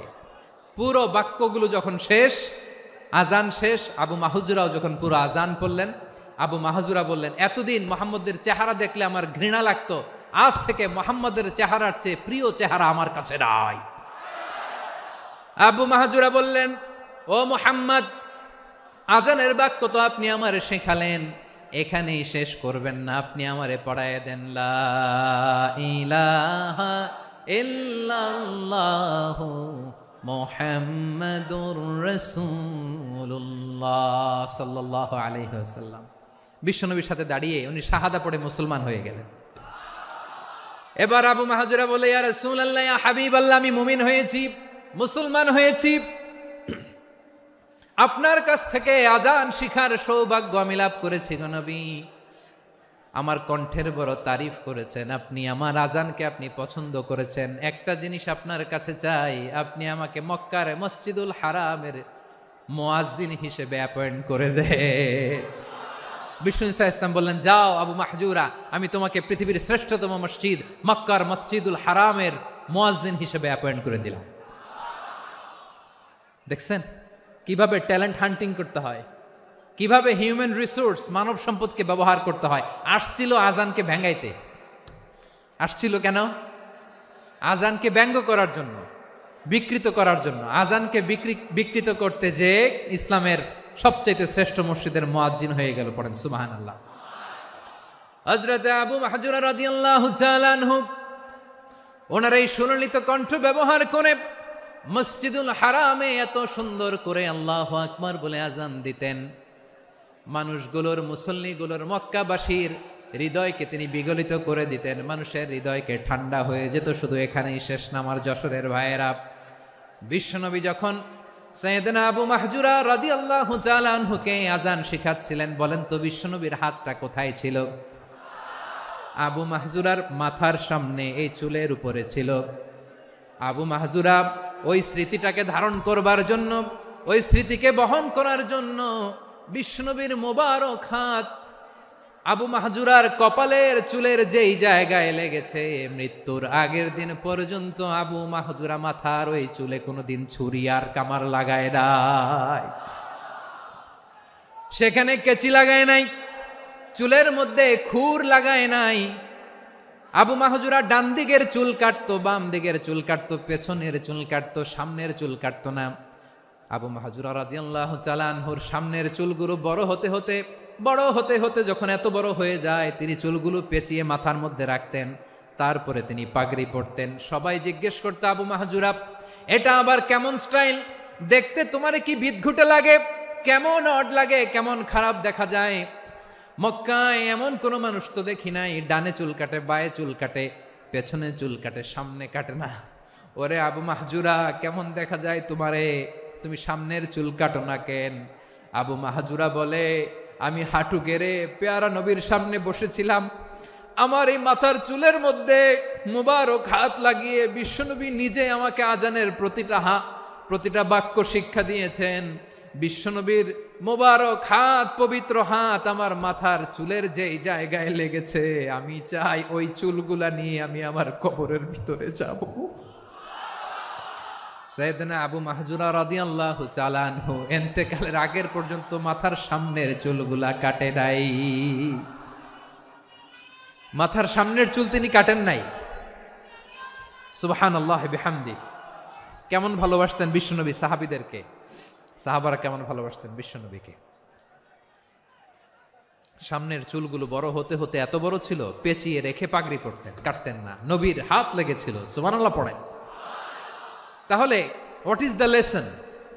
মোরাল অফ দ্য স্টোরি কি? মোরাল অফ দ্য স্টোরি হচ্ছে, আসছিল আজানকে ব্যঙ্গ করার জন্য, বিকৃত করার জন্য, হয়ে গেল মসজিদুল হারামের মুয়াজ্জিন। দেখেন বিশ্বনবী একটা খারাপ সিচুয়েশনের মধ্যে থেকে কি ভালো জিনিস বের করে আনলেন। আমি যে শুরুতে বলেছি কিভাবে তিনি হিউম্যান রিসোর্সকে ডেভেলপ করেছেন, ম্যানেজ করেছেন। তিনি যে চৌকস ট্যালেন্ট হান্টার ছিল, দেখেন সবার মধ্যে থেকে এর বাছাই করে মুয়াজ্জিন বানাই দিয়েছেন। সুবহানাল্লাহ পড়েন। তার মানে এই না সবাইরে ধরে ধরে উনি মুয়াজ্জিন বানাইছেন। যার যেই ট্যালেন্ট আছে তাকে ওই কাজে অ্যাসাইন করেছেন। যার যেই প্রতিভা আছে তার প্রতিভাকে ইসলামের কাজে লাগিয়েছেন। সুবহানাল্লাহ পড়েন। যায়েদ বিন সাবিত রাদিয়াল্লাহু তাআলা আনহু নাম শুনেছেন?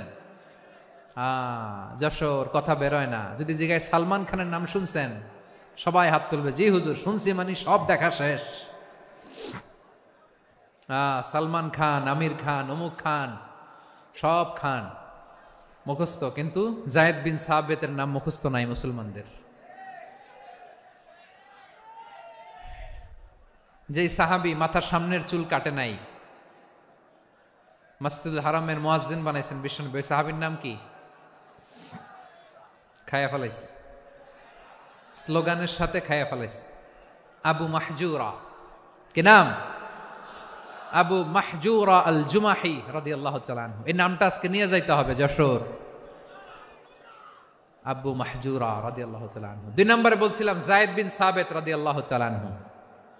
বিশ্বনবী দেখলেন মদিনার এই আনসারী সাহাবী হাইলি ট্যালেন্টেড, ইন্টেলেকচুয়াল, মেরিটোরিয়াস, জ্ঞানের প্রতি তার আকর্ষণ, মারাত্মক আকর্ষণ। বিশ্বনবী তাকে দায়িত্ব দিলেন, কোরআন যা নাজিল হয় তুমি লিখো, কাতিবুল ওয়াহি বানায় দিলেন। সুবহানাল্লাহ।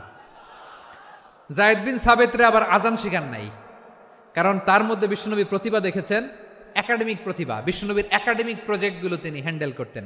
যায়েদ বিন সাবিত ছিল বিশ্বনবীর ব্যক্তিগত সচিব। কি ছিল? ব্যক্তিগত সচিব। বোঝেন নাই? বিশ্বনবীর ব্যক্তিগত সচিব এবং দোভাষী। ইহুদিরা কিছু লিখে দিলে এটার অর্থ বিশ্বনবীরে বুঝায় দিতেন, আবার ইহুদিদের কাছে কিছু লিখতে হলে তিনি লিখে দিতেন। বিশ্বনবী একদিন বললেন, ইন্নী ওয়াল্লাহি মা আমানু ইয়াহুদা আলা কিতাব। ইহুদিরা যে চিঠি পাঠায় অর্থ তো বুঝি না, আরেক ইহুদি আইনে অর্থ করা লাগে। আবার ইহুদিদের কাছে কিছু লিখে পাঠাইতে চাইলে আমরা তো লিখতে পারি না, ইহুদিরে দিয়ে লেখা লাগে। ওরা যে পয়রা শোনায় লিখে দেয়, আমি ওদের বিশ্বাস করি না। আমার নিজের একজন লোক দরকার। বিশ্বনবী এই যায়েদ বিন সাবিতকে চুজ করলেন ল্যাঙ্গুয়েজের জন্য। উনি বললেন, যায়েদ, তোমার সফট স্কিলকে ডেভেলপ করতে হবে, তুমি হিব্রু ল্যাঙ্গুয়েজ শিখে ফেলো। যায়েদ বিন সাবিত বলল, বিশ্বনবীর মোটিভেশন আর ইন্সপিরেশন পেয়ে আমি 15 দিনে ইহুদিদের এই হিব্রু ল্যাঙ্গুয়েজ শিখে ফেললাম। শুধু শিখে ফেললাম না, হাত্তা হাদিকতু, even I became master in the language. এই ভাষা আমি পারদর্শী হয়ে গেলাম। এরপরে ইহুদিরা চিঠি লিখে পাঠালে আর কোনো ইহুদি ডাকা লাগতো না, আমি নবীর এটার অর্থ শুনে পরে বুঝাই দিতাম। আবার ইহুদিদের কাছে চিঠি লেখা লাগলে আমি যায়েদ বিন সাবিত চিঠি লিখে দিতাম। সুবহানাল্লাহ। দেখেন, এত সাহাবীর মধ্য থেকে বিশ্বনবীর একাডেমিক প্রজেক্ট, ব্যক্তিগত সচিব, দোভাষী হিসেবে তিনি যায়েদ বিন সাবিতের মতো তরুণকে নির্বাচিত করেছেন। কেমন ট্যালেন্ট হান্টার ছিল আমার নবী। সুবহানাল্লাহ পড়বেন না? বিশ্বনবীর ইন্তেকালের পরে সাইয়েদনা আবু বকর রাদিয়াল্লাহু তাআলা আনহু যখন খলিফা হয়ে আসলেন, কোরআনকে সংকলনের দায়িত্ব দেয়া লাগবে, কোন সাহাবীকে দিবেন? সব সাহাবারা মিলে পরামর্শ করলেন। সাইয়েদনা আবু বকর, ওমর সবাই মিলে এই বিশাল কোরআন সংকলনের গুরু দায়িত্ব বিশ্বনবীর ব্যক্তিগত সচিব, বিশ্বনবীর দোভাষী, বিশ্বনবীর সিলেক্ট করাই লোক যায়েদ ইবনে সাবিত রাদিয়াল্লাহু তাআলা আনহুকে দিয়েছে। কোরআনের কপি তো আজকে এখানে রাখে নাই। এই যে আজকের যে কোরআন পড়েন, এটা আগে এরকম ছিল না।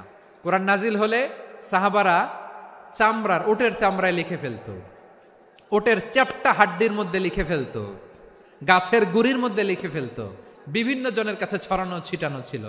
আবু বকর রাদিয়াল্লাহু তাআলা আনহু একসাথে করলেন, পরবর্তীতে উসমান রাদিয়াল্লাহু তাআলা আনহু একসাথে করলেন। 114 সূরার এখন এই মুসহাফ, এই কম্পাইলেশন, এই কপি আমরা পেয়েছি, যার হিউজ কন্ট্রিবিউশন ছিল।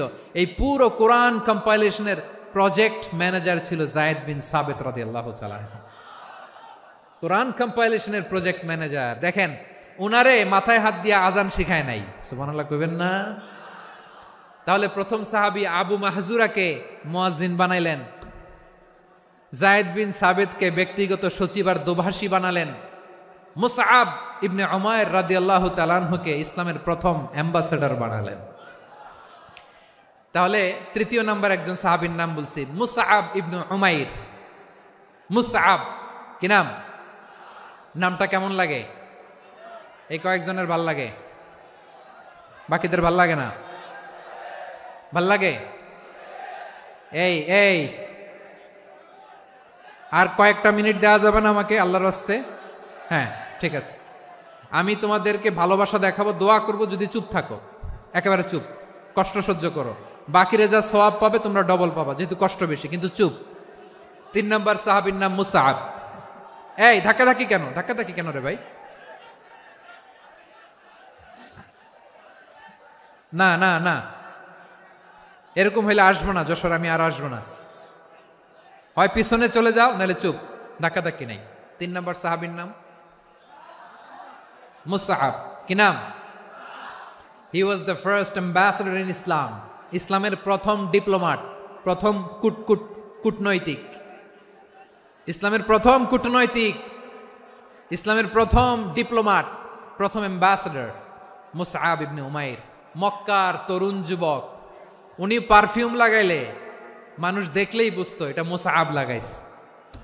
এমন ড্যাশিং ফেসের ছিল, এমন স্মার্ট ড্যাশিং ফেস, এমন পার্সোনালিটির মানুষ ছিল মুসআব রাদিয়াল্লাহু তাআলা আনহু। কারণ যিনি ইসলামের স্পোকম্যান হবেন, মুখপাত্র হবেন, তার স্মার্ট হওয়ার দরকার আছে না নাই?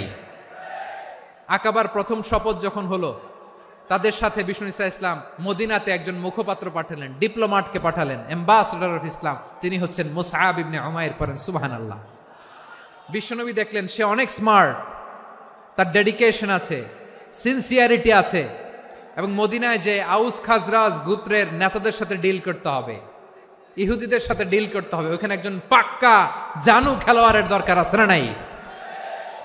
মুসআব ইবনে উমাইর রাদিয়াল্লাহু তাআলা আনহু, ওনাকে বিষ্ণু ঈসা ইসলাম চুজ করলেন। এবং বিষ্ণু ঈসা ইসলামের এই চুজিংটা, এই সিলেকশনটা এত সুন্দর ছিল, তিনি মদিনাতে যে বিশ্বনবী আসার আগেই মদিনার জমিনকে তিনি উর্বর করে ফেলছেন। প্রতিটা ঘরে ঘরে কালিমার দাওয়াত তিনি পৌঁছায় দিচ্ছেন। জুমার বিধান নাজিল হয়েছে, কিন্তু মক্কায় পরিবেশ নাই জুমা পালনের। বিষ্ণু ঈসা ইসলাম একজনকে দিয়ে খবর পাঠালেন, যাও মদিনায় মুসাবকে যে বলো, মুসাব তো আমার শিক্ষক, আমার স্পোকম্যান, মদিনাতে যেন তারা জুমা কায়েম করে। বিশ্বনবীর আগেই মুসআব মদিনার মুসলিমদেরকে নিয়ে মদিনায় প্রথম জুমা কায়েম করে ফেলছে। কোন সুবহানাল্লাহ। ডিপ্লোম্যাটদের কেমন হইতে হয়, অ্যাম্বাসেডারের কেমন হইতে হয়, মুসআব রাদিয়াল্লাহু তাআলা আনহুর কাছ থেকে শিখে নাও। মুসআব নামটা কেমন লাগে? যশোর যাদের সন্তান হবে, ছেলে সন্তান, আমার রাস্তায় পাইলে সবাই জিজ্ঞেস করে, হুজুর একটা নাম দেন, আমার ছেলে হবে।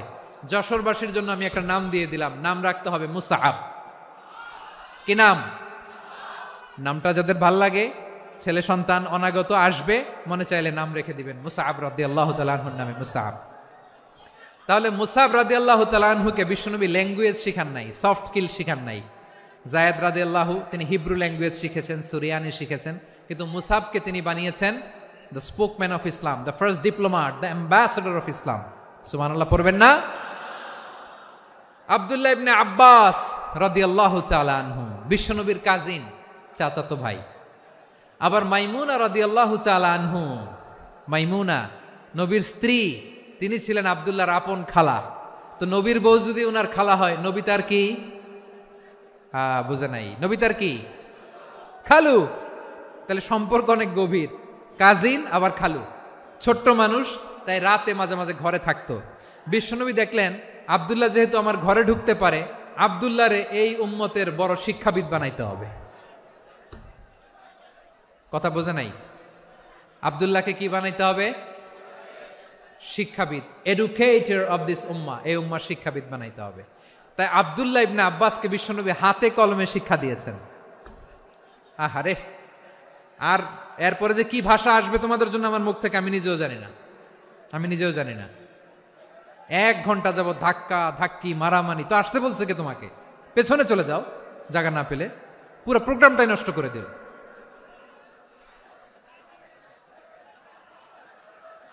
জি, আমার দিকে তাকান, আমি শেষ করে দিচ্ছি। হবে না, ইন্টেলেকচুয়াল আলোচনা এখানে হবে না, আমি বুঝতে পারছি, আমি শেষ করে দিচ্ছি।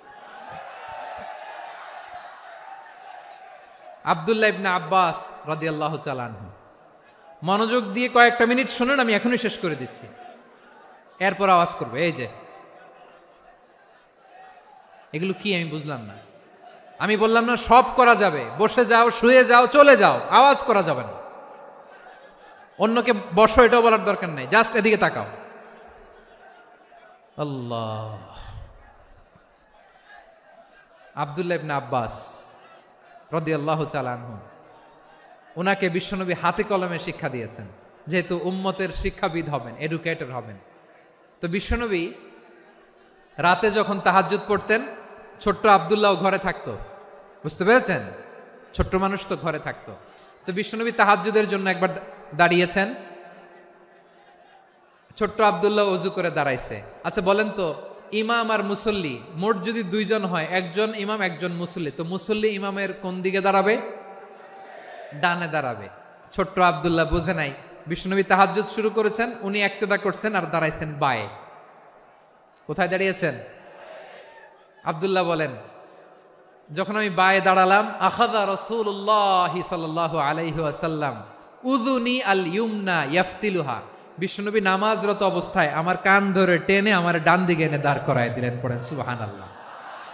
দেখেন হাতে কলমে শিক্ষা। আর জীবনে ভুল হবে? কথা কয় না, আর ভুল হবে? আর ভুল হবে না। এভাবে বিশ্বনবীর অনেক সঙ্গ পেয়েছেন, সফর করেছেন, একই বাহনে বসেছেন, এক বাহনে বসে লম্বা নাসিহত করেছেন, বলেছেন ইয়া গোলাম ইহফাজিল্লাহ ইয়াহফাজকা ইহফাজিল্লাহ তাজিদহু তুজাহাক ইযা সাআলতা ফাসআলিল্লাহ ওয়া ইযা ইসতাআনতা ফাসতাইন বিল্লাহ। আল্লাহর বিধান মানো, আল্লাহর বিধান রক্ষা করো, আল্লাহ তোমায় রক্ষা করবে।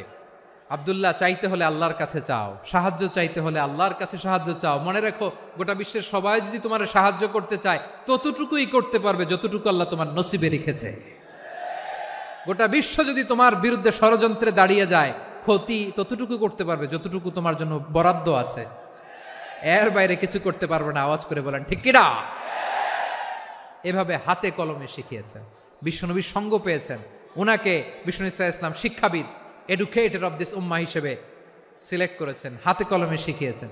বিশ্বনবী একবার প্রকৃতির ডাকে সাড়া দিয়ে এসেছেন। এখন কি করতে হবে? নামাজের জন্য অজু করতে হবে। বিশ্বনবী এসেই দেখেন অজুর বদনায় পানি ভরা, খুশি হয়ে গেলেন। বললেন কে রেখেছে পানি? একজন বলল আব্দুল্লাহ রেখেছে। বিশ্বনবী অত্যন্ত খুশি হলেন।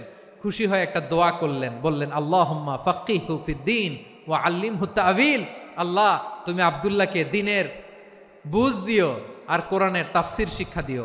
বিশ্বনবীর এই দোয়া এমন লাগছে, উনি রাইসুল মুফাসসিরিন, এই পৃথিবীতে যত মুফাসসির ছিল, যত মুফাসসির আসবে, সকল মুফাসসিরের সম্রাট হিসেবে স্বীকৃত হয়েছেন। আব্দুল্লাহ ইবনে আব্বাস, বিশ্বনবী ওনারা আজান শিখান নাই, বিশ্বনবী ওনারা ল্যাঙ্গুয়েজ শিখান নাই, বিশ্বনবী ওনারা অ্যাম্বাসাডার বানান নাই, হাতে কলমে শিক্ষা দিয়েছেন। ছোট্ট মানুষ, বিশ্বনবী ইন্তেকাল করলেন। আবু বকরের সময় গেল, ওমরে ফারুকের খেলাফত, তখনও তিনি তরুণ। ওমরে ফারুক রাদিয়াল্লাহু তাআলা আনহু ওনার ক্যাবিনেট মিনিস্ট্রির বৈঠকে এই আব্দুল্লাহ ইবনে আব্বাসকে পাশ দিয়ে বসায় রাখতেন। বয়স্ক সাহাবারা এটা পছন্দ করতো না। তারা বলতো ঘটনা কি, আব্দুল্লাহর মতো ছেলে নাতি আমাদের আছে, এরা কেন রাখে ওমরে ফারুক? ওমরে ফারুক এটা টের পেলেন। তিনি বুঝতে পারলেন যে ক্যাবিনেট মেম্বাররা এটা পছন্দ করে না, ছোট্ট আব্দুল্লাহরে কেন রাখি, কেন যে রাখি, এটা একদিন বুঝাবো। একদিন মিটিংয়ে তিনি সবাইকে বললেন ইযা জাআ নাসরুল্লাহি ওয়াল ফাতহ। এই আয়াত দ্বারা উদ্দেশ্য কি বলেন তো মুরব্বী সাহাবীরা? এক সাহাবী বলেন এই সূরা দ্বারা উদ্দেশ্য, আল্লাহ বলেছেন আমাদেরকে বিভিন্ন ল্যান্ড, বিভিন্ন এলাকা বিজয় করতে হবে। ওমরে ফারুক বললেন না, হয়নি।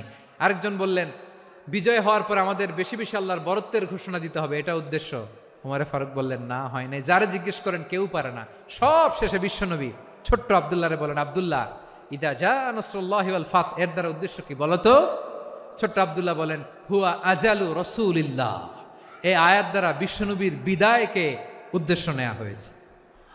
ওমরে ফারুক বললেন হাযা হুয়া, এটাই তো সঠিক উত্তর, এটাই সঠিক তাফসীর এই আয়াতের। কারণ ইদা জা নাসরুল্লাহি ওয়াল ফাত, যখন আল্লাহর সাহায্য আর বিজয় আসবে, ওয়া রাআইতান নাসা ইয়াদখুলুনা ফি দীনিল্লাহি আফওয়াজা, আপনি দেখবেন দলে দলে ঢলে ঢলে বানের পানির মতো মানুষ ইসলামের দিকে ঢুকতেছে, ইসলামের বিজয় হয়েছে। তো ইসলামের বিজয়ের মিশন নিয়ে নবী আসছে, বিজয়ী যখন হয়ে গেছে এখন তো নবীর বিদায় হবে। জোরে বলেন ঠিক কিনা? কোন সাহাবী এই সূক্ষ্ম কথাটা ধরতে পারে নাই, ওই আব্দুল্লাহ ছাড়া। আব্দুল্লাহ যখন উত্তর দিছে সব সাহাবীদের টনক নড়েছে। এরপর থেকে কোনো ক্যাবিনেট মিটিং এ আর কোনো সাহাবারা কোনো প্রশ্ন করে নাই। আওয়াজ করে পড়েন সুবহানাল্লাহ। বিশ্বনবী আব্দুল্লাহ ইবনে আব্বাসকে দ্য এডুকেটর অফ দ্য উম্মাহ, উম্মার শিক্ষাবিদ হিসেবে গ্রহণ করেছেন। আওয়াজ করে পড়তে হবে আল্লাহু আকবার। সাহাবীদের নামগুলো মনে থাকবে?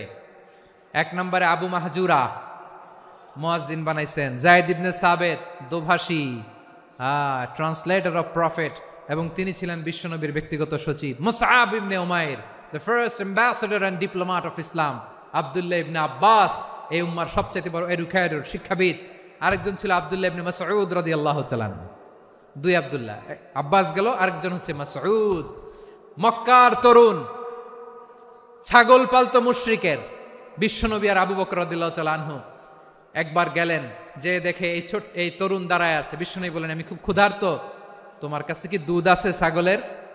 আব্দুল্লাহ ইবনে মাসউদ বলে আছে। ওয়ালাকিন আনা মুতামান, কিন্তু যে দুধ আছে এটা আমানতের, আমি দিতে পারবো না। বিশ্বনবী এইটা শুনেই তারা টার্গেট করে ফেলছে। আনা মুতামান, দুধ আছে কিন্তু এটা আমার মালিকের, আমি তো দরদ দেখাই আমার মালিকের দুধ, আপনি পথিক, আপনারা দিতে পারি না। বিশ্বনবী টার্গেট করে ফেলছেন, এরে আমার কাজে লাগাইতে হবে। বিশ্বনবী বললেন, আচ্ছা ঠিক আছে, দুধ দিও না, কিন্তু এমন ছাগি আছে কিনা যেই ছাগির সাথে কোনো ছাগলের মিলন হয় নাই, তার ওলানে দুধও আসে নাই, বাচ্চাও নাই, এরকম ছাগির থেকে যদি আমি দুধ খাই তাহলে তো সমস্যা নাই। বলতেছে এরকম ছাগির থেকে দুধ খাইলে সমস্যা নাই, কারণ এরকম ছাগির ওলান থেকে দুধ আসবেও না। বলতেছে ঠিক আছে, এরকম একটা ছাগি নিয়ে আসা হলো। বিশ্বনবী বিসমিল্লাহ বলে ওই ছাগির ওলানে হাত দিলেন। হাত দিতে দেরি, পুরো ওলানটা দুধে ভরে যেতে দেরি হয় না। বিশ্বনবী আর আবু বকর রাদিয়াল্লাহু তাআলা আনহু দহন করে পেট ভরে খেলেন। এই দৃশ্য আব্দুল্লাহ ইবনে মাসউদের হৃদয়ে দাগ কাটলো। এই মুআজিজা দেখে তিনি বললেন, আশহাদু আল্লা ইলাহা ইল্লাল্লাহ ওয়া আশহাদু আন্না মুহাম্মাদুর রাসূলুল্লাহ। তিনি ষষ্ঠ মুসলিম ছিলেন, 6 নম্বর মুসলমান। ওনাকে টার্গেট করে বিশ্বনবী দেখলেন এমন ইন্টেলেকচুয়াল ব্রেন, উনি সূক্ষ্ম সূক্ষ্ম জিনিস বুঝে বেশি, ফিকহি জ্ঞান ওনার মধ্যে বেশি। বিশ্বনবী ওনাকে কোরআনের জ্ঞান শিক্ষা দিতে লাগলেন। উনি বিশ্বনবী সবার কাছে কোরআন শোনায়, কিন্তু বিশ্বনবী নিজে আব্দুল্লাহ ইবনে মাসউদের কাছ থেকে কোরআন শুনতো। বিশ্বনবী একবার বললেন, ইকরা আলাইয়া ইয়া মাসউদ। ইবনে মাসউদ একবার শোনাও তো কোরআন দেখি। আব্দুল্লাহ ইবনে মাসউদ বলে, আকরাউ আলাইকা ওয়া আলাইকা উনজিল। নবী, আপনার উপর কোরআন নাজিল হয় আর আমি আপনার সামনে কোরআন পড়ব। বিশ্বনবী বললেন, ইন্নী উহিব্বু আন আসমাআহু মিন গায়রি। আমি নিজে পড়তে যেমনি ভালোবাসি, অন্যে পড়ুক আমি শুনবো, এটাও আমি ভালোবাসি। সূরা নিসা তিনি তেলাওয়াত করে শুনিয়েছেন। এমন সূক্ষ্ম সূক্ষ্ম বিষয় বিশ্বনবী উনাকে ধরিয়ে দিয়েছেন। উনি হয়ে গিয়েছেন, আব্দুল্লাহ ইবনে আব্বাস হয়েছেন রাইসুল মুফাসসিরিন, উনি হয়ে গিয়েছেন ফাকিহুল উম্মাহ। ওনার চাইতে বড় ফকি এই পৃথিবী আর দেখবে না। চিল্লায় বলেন সুবহানাল্লাহ। উনি বলতেন, ওয়াল্লাহি ওয়াল্লাহি ইল্লাযী লা ইলাহা গায়রু মা উনজিলাত সূরাতুন ইল্লা ওয়া আনা আ'লামু আইনা উনজিলাত ওয়া ফীমা উনজিলাত। বিশ্বনবী এমন ভাবে কোরআনের দার্স আমাকে দিয়েছেন, কোরআনে যত সূরা নাজিল হয়েছে, যেখানে নাজিল হোক না কেন আমি জানি এটা কোথায় নাজিল হয়েছে এবং কোন প্রেক্ষাপটে নাজিল হয়েছে। এমন একটা সূরা নাই যে সূরার কোথায় নাজিল হয়েছে আমি মাসুদের জানা নাই, কোন প্রেক্ষাপটে নাজিল হয়েছে আমার জানা নাই। এরকম ঘটবে না। চিল্লায় বলেন আল্লাহু আকবার। এই আব্দুল্লাহ ইবনে মাসউদ রাদিয়াল্লাহু তাআলা আনহু ওমরে ফারুকের সময় কুফার চিফ জাস্টিস ছিলেন। কুফা নগরীর চিফ জাস্টিস। চিফ জাস্টিস বোঝেন নাই? বিচারপতি। কি ছিলেন? সবাই বলে নাই, কি ছিলেন? বিচারপতি ছিলেন। এবং ওনার যে ফিকহি জ্ঞানের ধারা, এটাই আলকামা, ইব্রাহিম আন-নাখাই, হাম্মাদ ইবনে সুলাইমান হয়ে ইমাম আবু হানিফা পর্যন্ত পৌঁছেছে। এবং ওনার ফিকহি জ্ঞানের ধারাই হানাফি মাযহাবে অ্যাকসেপ্ট হয়েছে। আজও এগুলো হানাফি মাযহাবে চর্চিত হয়। হানাফি মাযহাবের সব ফিক আব্দুল্লাহ ইবনে মাসউদের ফিকহি জ্ঞানের ধারা থেকে নেওয়া হয়েছে। চিল্লায় পড়েন সুবহানাল্লাহ। তাহলে উনাকে বিশ্বনবী বানিয়েছেন জুরিস্ট, আইনবিদ, ফকিহ। উনারে আজান শিখান নাই।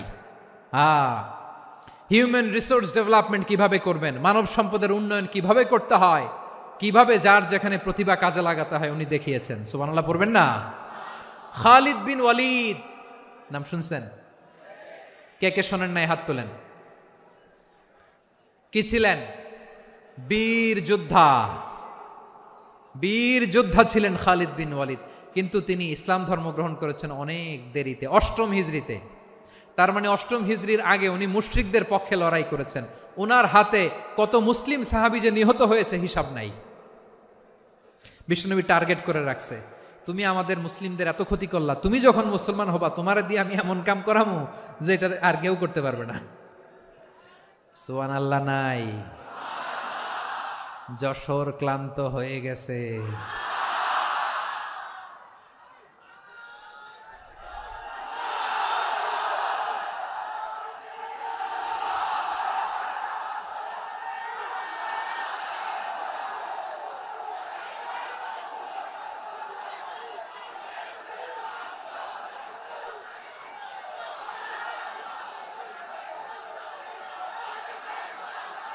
মাশাআল্লাহ। বসুন। খালিদ বিন ওয়ালিদ রাদিয়াল্লাহু তাআলা আনহু 8ম হিজরিতে মুসলিম হয়েছেন, মক্কা বিজয়ের আগে। তো মক্কা বিজয়ের আগে যখন মুসলিম হয়েছেন, এর আগে কি করছেন? কাফিরদের সাথে যুদ্ধ করেছেন। উনি উহুদের যুদ্ধে মুসলমানদের যে পরাজয় ভাব, কঠিন পরিস্থিতির মুখোমুখি উনার কারণে পেছন থেকে এমন আতর্কিত আক্রমণ করেছেন, মুসলমানদেরকে কচুকাটা করেছেন। অষ্টম হিজরিতে আল্লাহ তাআলা হেদায়েতের নূর দিয়ে ওনার হৃদয়টাকে উজালা করে দিলেন। লা ইলাহা এটা এমন বাণী যার হৃদয়ে একবার টাচ খাবে, এইটা থেকে সে আর পালিয়ে বেড়াতে পারে। ঝিনুকের ভেতর লুকিয়ে থাকে যেমন মতি, ঝিনুকের ভেতর লুকিয়ে থাকে যেমন মতি, কলমা শাহাদাতে আছে আল্লাহর জ্যোতি, কলমা শাহাদাতে আছে আল্লাহর জ্যোতি। ঠিক কিনা বলেন? মক্কা বিজয়ের আগে মুসলিম হলেন, হওয়ার পরেই বিশ্বনবীর টার্গেট ফুলফিল হলো। ওই যে টার্গেট করে রেখেছেন আর দোয়া করেছেন, খালিদ বিন ওয়ালিদ যদি মুসলিম হয় তাকে আমি মিলিটারি চিফ বানাবো। ওনাকে আজান শিখান নাই, ওনারে কান ধইরা নামাজের এই মাথা থেকে ওই মাথা আনান নাই, ফিকহি কোরআনের সূক্ষ্ম তাফসীর ওনারে শিখান নাই, অ্যাম্বাসেডর বানান নাই। বিষ্ণু ইসলাম উনাকে সামরিক অভিযানে প্রেরণ করেছেন। সামরিক অভিযানে তিনি প্রেরণ করেছেন। উনার জীবদ্দশায় উনার নেতৃত্বে যতগুলো যুদ্ধ হয়েছে, একটা যুদ্ধেও তিনি পরাজয় বরণ করেন নাই। ওমরে ফারুকের সময়কালে তিনি চিফ অফ মুসলিম মিলিটারি মানে মুসলিম সেনাপতি হয়েছেন। যশোর আওয়াজ করো, ঠিক কিনা বলো? সেনাপতি, মুসলিম সেনাপতি। তাহলে কিভাবে হিউম্যান রিসোর্স ব্যবহার করতে হয় গোটা বিশ্ব আমার নবীর কাছ থেকে শিখে নাও। খালিদ বিন ওয়ালিদ, ওনাকে বিশ্বনবী একটা উপাধি দিয়েছেন। উপাধিটা হচ্ছে সাইফুল্লাহিল মাসলুল, আল্লাহর নাঙ্গা তরবারি, আল্লাহর খোলা তরবারি, দ্য ওপেন সোর্ড অফ আল্লাহ। খালিদ বিন ওয়ালিদ মুসলিম সেনাপতি। হাসান বিন সাবেত নাম শুনছেন? দেখি উনি কি ছিল বলেন। রাসূলের সভা কবি, কালচারাল হিজিমনিকে ডিফিট করার জন্য উনি ভালো অস্ত্র চালানো জানতেন না, ওই কাজে উনি যেতেন না। ওনার ছিল কাব্য প্রতিভা। কাব্য প্রতিভা, কাফিররা কবিতা দিয়ে নবীকে গালি দিত। বিশ্বনবী বলতেন, ইয়া হাসান আজিব আন রাসূলিল্লাহ, তুমি নবীর হয়ে কাফেরদের এই কথাগুলোর জবাব দাও। বিশ্বনবীর একটা মিম্বার ছিল, বিশ্বনবীর মিম্বারের পাশাপাশি মসজিদে নববীতে এই হাসান বিন সাবেতের জন্য বিশ্বনবী একটা স্পেশাল মিম্বার বানিয়ে দিয়েছেন। এখান থেকে তুমি জবাব দাও। এবং বিশ্বনবী বলেছেন, আল্লাহুম্মা আইয়িদহু বিরূহিল কুদুস। আল্লাহ, হাসান আমার পক্ষে জবাব দেয়, তুমি জিব্রাইল মারফত তাকে সাহায্য পাঠাইয়া দিও। রাসূল সাল্লাল্লাহু আলাইহি ওয়াসাল্লামের সভা কবি, the poet of the prophet, নবীর কবি। উনি কবিতা দিয়ে এমন উচ্চাঙ্গের ভাষায় কবিতা দিয়ে তিনি জবাব দিতেন, কাফিরদের গা শিহরে যেত, তাদের হৃদয়ে আগুন ধরে যেত। তাহলে এরকম কবিরও দরকার আছে না নাই? এখন যাকে আল্লাহ দিছে কাব্য প্রতিভা, এরা যদি আপনি যুদ্ধের ময়দানে পাঠান হবে? যারে দিছে সুরেলা গলা, এরা যদি অ্যাম্বাসেডর বানান হবে না। হাসান বিন সাবেত ছিলেন বিষ্ণু ইসলামের কবি। হুযায়ফা ইবনুল ইয়ামান বিশ্বনবীর গোয়েন্দা বিভাগের প্রধান। কিসের প্রধান? হুযায়ফা ইবনুল ইয়ামান। ওনার ছিল ডিটেকটিভ মাইন্ড, ডিটেকটিভ মাইন্ড, গোয়েন্দা বিভাগের প্রধান। এবং উনি হচ্ছেন সাহিবু সিররি রাসূলিল্লাহ, রাসূল সাল্লাল্লাহু আলাইহি ওয়াসাল্লামের গোপন তথ্যের ধারক বাহক। নবীর যেই কথা কেউ জানে না, সব হুযায়ফার পেটের ভিতরে ছিল। সুবহানাল্লাহ পড়েন। মদিনার যত ইহুদিদের একটা লিস্ট ছিল, এই লিস্ট শুধু দুইজন জানতো, বিশ্বনবী আর হুযায়ফা। সুবহানাল্লাহ পড়বেন না? তাহলে উনাকে কোন দায়িত্ব দিছে? কোন বিভাগ? যশোর আওয়াজ করো, কোন বিভাগ? গোয়েন্দা বিভাগের হেড ছিল। খন্দকের যুদ্ধে প্রচন্ড আজকের মতো শৈত্য প্রবাহ, মাটি খনন করতে করতে সাহাবীদের পেটে ক্ষুধা নাই, দাঁড়াইতে পারে না নামাজের জন্য, এত ক্লান্ত, ক্ষুধা, ক্লান্ত, শ্রান্ত। বিশ্বনবী বললেন, কে আছো? এই কঠিন শীত, এই ভয় আর ক্ষুধার মধ্যেও খন্দকের পরীক্ষার টপকে শত্রুর শিবিরে যে আমাকে তথ্য দিবা, কে আছো?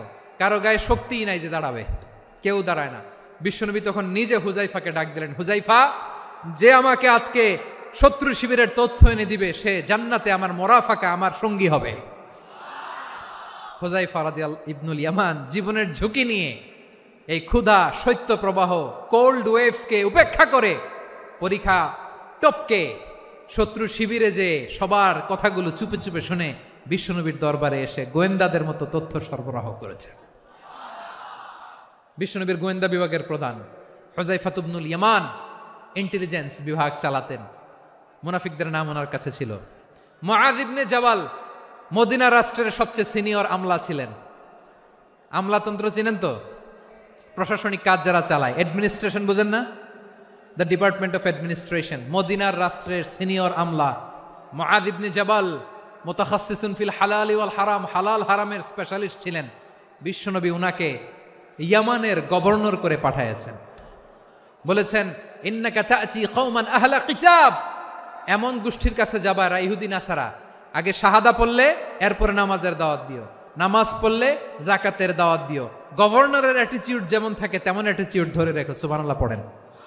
তাহলে মুআয ইবনে জাবালকে দিয়ে বিশ্বনবী কবিতা লেখায় নাই, চিঠি লেখায় নাই, আজান দেওয়ায় নাই। সুবহানাল্লাহ পড়বেন না? সব শেষ সাহাবী বলি আবু হুরায়রা রাদিয়াল্লাহু তাআলা আনহু। নাম শুনছেন? বিড়ালের বাবা। কি করতেন? খালি হাদিস মুখস্থ করতেন। উনি বলতেন, আলজামু রাসূলুল্লাহ আলা মিল ইবাতনি, আমার শুধু পেটের ক্ষুধার বন্দোবস্ত হইলে আমি নবীর সঙ্গ ছাড়তাম না। আমার আনসার সাহাবারা ক্ষেত খামারের কাজ করতো, আমার মুহাজির সাহাবারা ব্যবসা করতো, আর আমি নবীর সাথে সাথে থাকতাম। শুধু সকাল বিকাল দুই বেলা যদি আমার খাবারের বন্দোবস্ত হয়, আমি আর নবীর লক ছাড়ি না। সুবহানাল্লাহ কইবেন না? 5374টা হাদিস তিনি বর্ণনা করেছেন। সবচেয়ে বেশি হাদিস বর্ণনাকারী সাহাবী। হাদিস প্রিজার্ভেশনের কাজে বিশ্বনবী ওনাকে কাজে লাগিয়েছেন। উনি একদিন বলেন, ইয়া রাসূলুল্লাহ আসমাউ মিনকা কাসীরান ফালা আহফাজু, নবী অনেক কথা শুনি আমার মনে থাকে না। বিষ্ণু বললেন, তাই? উবসুত রিদাক, তোমার চাদরটা বিছাও। আবু হুরায়রা বিছালেন, বিশ্বনবী হাত বুলায় দিলেন, এরপরে অনেক হাদিস বর্ণনা করলেন। আবু হুরায়রা বলে, তারপর থেকে বিশ্বনবী যাই বর্ণনা করে আমি শুনি আর একটাও বলি না। এখন সুবহানাল্লাহ। বিশ্বনবী ওনাকে হাদিস প্রিজার্ভেশন, নবীর এই যে লক্ষ্য হাদিস প্রিজার্ভেশনের এই দায়িত্ব দিয়েছেন সাইয়েদনা আবু হুরায়রা রাদিয়াল্লাহু তাআলা আনহুকে। প্রিয় ভাইরা, তাহলে 10 জন সাহাবীর কথা যে বললাম, আপনারা কি খেয়াল করেছেন কত বড় ট্যালেন্ট হান্টার, চৌকস ট্যালেন্ট হান্টার ছিল আমার নবী। এক একজনের এক এক ট্যালেন্ট, এক এক কাজে অ্যাসাইন করেছেন, এক একজনকে এক এক দায়িত্ব দিয়েছেন, এক একজনের প্রতিভাকে এক একভাবে বিকশিত হওয়ার সুযোগ দিয়েছেন। আওয়াজ করে বলেন ঠিক কি না? এখন আমার পর্দার আড়ালে আমার মায়েরা বলবে, এতগুলো পুরুষ সাহাবীর কথা বললো, নারী সাহাবীরা কি কিছু করে নাই? মোনাজাত হবে, দোয়া ছাড়া কেউ যাব না। রুফাইদা আল আসলামিয়া রাদিয়াল্লাহু তাআলা আনহা, ওনার বাবার নাম সাআদ আল আসলামি। বিশ্বনবী কি খেয়াল করলেন দেখেন, সাআদ ছিল মদিনার বড় ডাক্তার। এই নারী সাহাবী রুফাইদা বাবার কাছ থেকে চিকিৎসা বিদ্যা শিখেছেন। যখন শিখছে, বিশ্বনবী দেখলেন আমার তো প্রতি সপ্তাহে সপ্তাহে যুদ্ধে আহত সাহাবীদের সেবা দিবে কে? বিশ্বনবী রুফাইদাকে বললেন, রুফাইদা তুমি মসজিদে নববীর পাশে একটা মেডিকেল ক্যাম্প করো। এই যে সাকিনা আদ্দিন মেডিকেলের আমার ছাত্রী বন্ধুরা, শুনে রাখো, তোমাদের আইকন হচ্ছে এই রুফাইদা আল আসলামিয়া। বিশ্বনবীর ডিরেকশন অনুযায়ী তিনি মসজিদে নববীর পাশে একটা মেডিকেল ক্যাম্প করলেন এবং আহত সাহাবাদের চিকিৎসা উনি ওনার টিম নিয়ে দিতেন। বিশ্বনবীর পরামর্শে উনি আনসারি এবং মুহাজির মহিলা সাহাবীদেরকে নিয়ে একটা স্পেশাল মেডিকেল টিম গঠন করলেন। খায়বার যুদ্ধে 7ম হিজরিতে যখন বিশ্বনবী যায়, উনি ওনার টিম নিয়ে আসলেন, বললেন, ইয়া রাসূলুল্লাহ, আমরা তো তলোয়ার চালাতে পারি না, আমরা তো তীর মারতে পারি না, আপনি যদি অনুমতি দেন খায়বার অভিযানে আমি আমার টিম নিয়ে মেডিকেল টিমের সেবাটা সার্ভিসটা দিতে চাই। পড়েন সুবহানাল্লাহ। বিশ্বনবী অনুমতি দিলেন, যোদ্ধা সাহাবীদের সাথে রুফাইদা আল আসলামিয়া উনিও মেডিকেল টিম নিয়ে অগ্রসর হলেন। খায়বারের প্রতিটা আহত ইনজুর্ড সাহাবী যারা ইনজুরির শিকার হয়েছেন, সবাই রুফাইদা আল আসলামিয়ার এই মেডিকেল ক্যাম্প থেকে চিকিৎসা সহায়তা পেয়েছেন। সুবহানাল্লাহ পড়েন। দেখেন কিভাবে বিশ্বনবী ট্যালেন্ট বাছাই করতেন। আপনি অবাক হবেন, বাহরাইনের মেডিকেল ইউনিভার্সিটিতে রুফাইদা আল আসলামিয়া মেডিকেল প্রাইজ অ্যাওয়ার্ড প্রতি বছর দেয়া হয়। যদি 8 দিনের এই মেডিকেল, আমার বোনেরা যদি জেনে থাকো জানো, না হলে নতুন করে জানো, সার্চ দিও, রুফাইদা আল আসলামিয়া মেডিকেল অ্যাওয়ার্ড বাহরাইনের ইউনিভার্সিটিতে দেয়া হয়। প্রিয় ভাইয়েরা, তাহলে আলোচনার সামারি আমরা করি। বিশ্বনবী যার যেখানে ট্যালেন্ট তাকে ওইখানে কাজে লাগাতেন। আওয়াজ করে বলেন ঠিক কিনা? এবার একটা ইন্টারভিউ হবে, আওয়াজ করে বলেন, আবু মাহজুরাকে বিশ্বনবী কি বানাইছেন? হ্যাঁ, ভুলে গেছেন? সামনের চুলে হাত দিয়ে বিশ্বনবী কি সুন্দর গলায় আজান শিখালেন। মুয়াজ্জিন যায়েদ বিন সাবিতকে একাডেমিক প্রজেক্টের দায়িত্ব দিয়েছেন। তিনি ছিলেন বিশ্বনবীর দোভাষী ব্যক্তিগত সচিব। Musab ibn Umair the first ambassador of Islam. Abdullah ibn Abbas উম্মার বড় শিক্ষাবিদ মুফাসসির। আব্দুল্লাহ ইবনে মাসউদ ছিলেন জুরিস্ট। কি ছিলেন? জুরিস্ট ছিলেন, এই উম্মার সবচেয়ে বড় জুরিস্ট। খালিদ বিন ওয়ালিদ সেনাপ্রধান। হাসান বিন সাবিত ছিলেন বিশ্বনবীর সভাকবি। কি ছিলেন? বিশ্বনবীর সভাকবি ছিলেন। এরপরে হুযায়ফা ইবনুল ইয়ামান কি ছিলেন? গোয়েন্দা বিভাগের প্রধান। মুআয ইবনে জাবাল কি ছিলেন? সিনিয়র আমলা, ইয়ামানের গভর্নর। আবু হুরায়রা রাদিয়াল্লাহু তাআলা আনহু হাদিস প্রিজার্ভেশনের কাজ করেছেন। আর আমাদের রুফাইদা আল আসলামিয়া রাদিয়াল্লাহু তাআলা আনহা কি ছিলেন? নার্স ছিলেন। নার্স হয়ে মেডিকেল সেবা দিয়েছেন। প্রিয় ভাইয়েরা, পুরো আলোচনার যদি সামারি করি তাহলে বিশ্বনবী যেভাবে হিউম্যান রিসোর্সকে ম্যানেজ করেছেন, যার যেখানে প্রতিভা কাজে লাগিয়েছেন, আমরাও যদি করি আমাদের বাংলাদেশের চিত্র আমরা পাল্টে যেতে পারবো। আমরা শুরুতে শুনেছি মানুষের আছে অসীম সম্ভাবনা, প্রতিটা মানুষ অনন্য। যত্ন নিলে, যথাযথ পরিচর্যা করলে মানুষ বিশ্ব জয় করতে পারে, ঠিক কিনা? আমাদের হাফেজে কোরআনের সামনে দাঁড়াতে পারে এমন কোন হাফেজে কোরআন আল্লাহর জমিনে জন্ম হয় নাই। গোটা বিশ্ব কাঁপিয়ে তারা সেরা। আমাদের ক্রিকেটাররা সেরা, আমাদের তৈরি পোশাক শিল্প সেরা। এরকম অনেক অনেক সেরা জিনিস আছে, আমরা এগুলোরে নার্চারিং করতে পারি নাই, পরিচর্যা করতে পারি নাই, সঠিক তারবিয়াতের অভাব। তাহলে মানুষের অসীম সম্ভাবনাকে কাজে লাগাতে হবে, ঠিক কিনা বলেন? ইউনুস গভর্নমেন্টকে আমি বলবো, অল্প সময়ের জন্য আপনারা এসেছেন, সংস্কারও করতে হবে, আবার নির্বাচনও করতে হবে। সব সংস্কার হয়তো করতে পারবেন না, যতটুকু পারবেন এর মধ্যে আমাদের যে হিউজ ম্যান পাওয়ার, আমাদের যে মানব সম্পদ, হিউম্যান রিসোর্স, এটাকে ডেভেলপ করে আপনাদের যেতে হবে। যেটা পারবেন না সেটাকে পরবর্তী নির্বাচিত গভর্নমেন্টের কাছে রেখে যেতে হবে, যে তারা যেন করে, তাদের কাছে আপনারা এটা রেখে যাবেন। তাহলে মানুষ চাইলে বিশ্ব জয় করতে পারে। আর মানুষকে হারাতে পারে কেউ? জোরে বলো যশোর, মানুষকে হারাতে পারে কেউ? আল্লাহ আমাদেরকে জনসংখ্যা দিয়েছেন প্রিয় ভাইয়েরা। এই জনসংখ্যা অনেক বড় সম্পদ, এটা আমাদের জন্য অভিশাপ নয়, আশীর্বাদ। আমাদের জনসংখ্যাকে যদি আমরা জনশক্তিতে রূপান্তর করতে পারি, আজকে বাংলাদেশ যে অবস্থানে দাঁড়িয়ে আছে, বাংলাদেশ তার 20 গুণ উন্নতির শিখরে চলে যাবে। চিল্লায় বলো ঠিক কিনা? আমাদের শ্রমিক ভাইয়েরা বাইরে কাজ করে, আমাদের শ্রমজীবী ভাইয়েরা, প্রবাসীরা, তাদের ব্যাপারে গুরুত্ব দিতে হবে। আমাদের শ্রমের দাম সবচেয়ে কম, সবচেয়ে কম। তারা এম্বাসিতে গুরুত্ব পায় না, এয়ারপোর্টে গুরুত্ব পায় না। এই সরকার অবশ্য তাদেরকে অনেক গুরুত্ব দিচ্ছে। আমাদের অদক্ষ শ্রমিককে যখন আমরা দুবাই পাঠাই, অল্প বেতন পায়, কিন্তু ইন্ডিয়ানরা দক্ষ শ্রমিক পাঠাইলে তার 3 গুণ বেতন পায়। আমরা আমাদের শ্রমিকদেরকে অদক্ষভাবে আর পাঠাতে চাই না, দক্ষ শ্রমিক পাঠিয়ে আমরা রেমিটেন্সের বন্যা বইয়ে দেব। আমাদের শ্রমিকদের পাঠানো রেমিটেন্সের টাকায় সচল থাকে আমার দেশের অর্থনীতির চাকা। তাদেরকে সবচেয়ে গুরুত্ব দিতে হবে। আমরা পেয়েছি ফ্রিডম ফাইটার, মুক্তিযোদ্ধা, আর আমার প্রবাসী ভাইরা হচ্ছে রেমিটেন্স ফাইটার। জোরে বলো ঠিক কিনা? তাহলে আমাদের এই জনশক্তিকে জনসম্পদে ট্রান্সফর্ম করতে হবে, ঠিক কিনা বলেন? সরকার জনগণকে এভাবে পলিশ করতে হবে।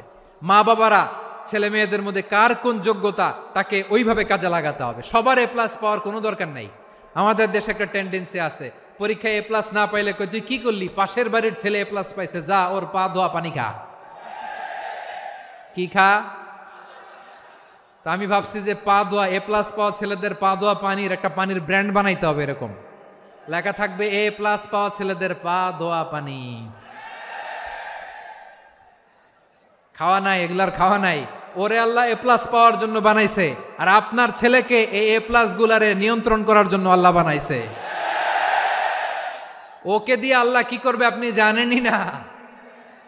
একটা এ প্লাস, একটা এ গ্রেড একটা মানুষের জীবনকে ঠিক করে দিতে পারে না। আপনার ছেলেকে আল্লাহ অন্যদিকে যোগ্যতা দিয়েছে, ওদের মনোবল ভাঙবেন না, খবরদার খবরদার। ছেলে মেয়েদের মনোবল ভাঙবেন না।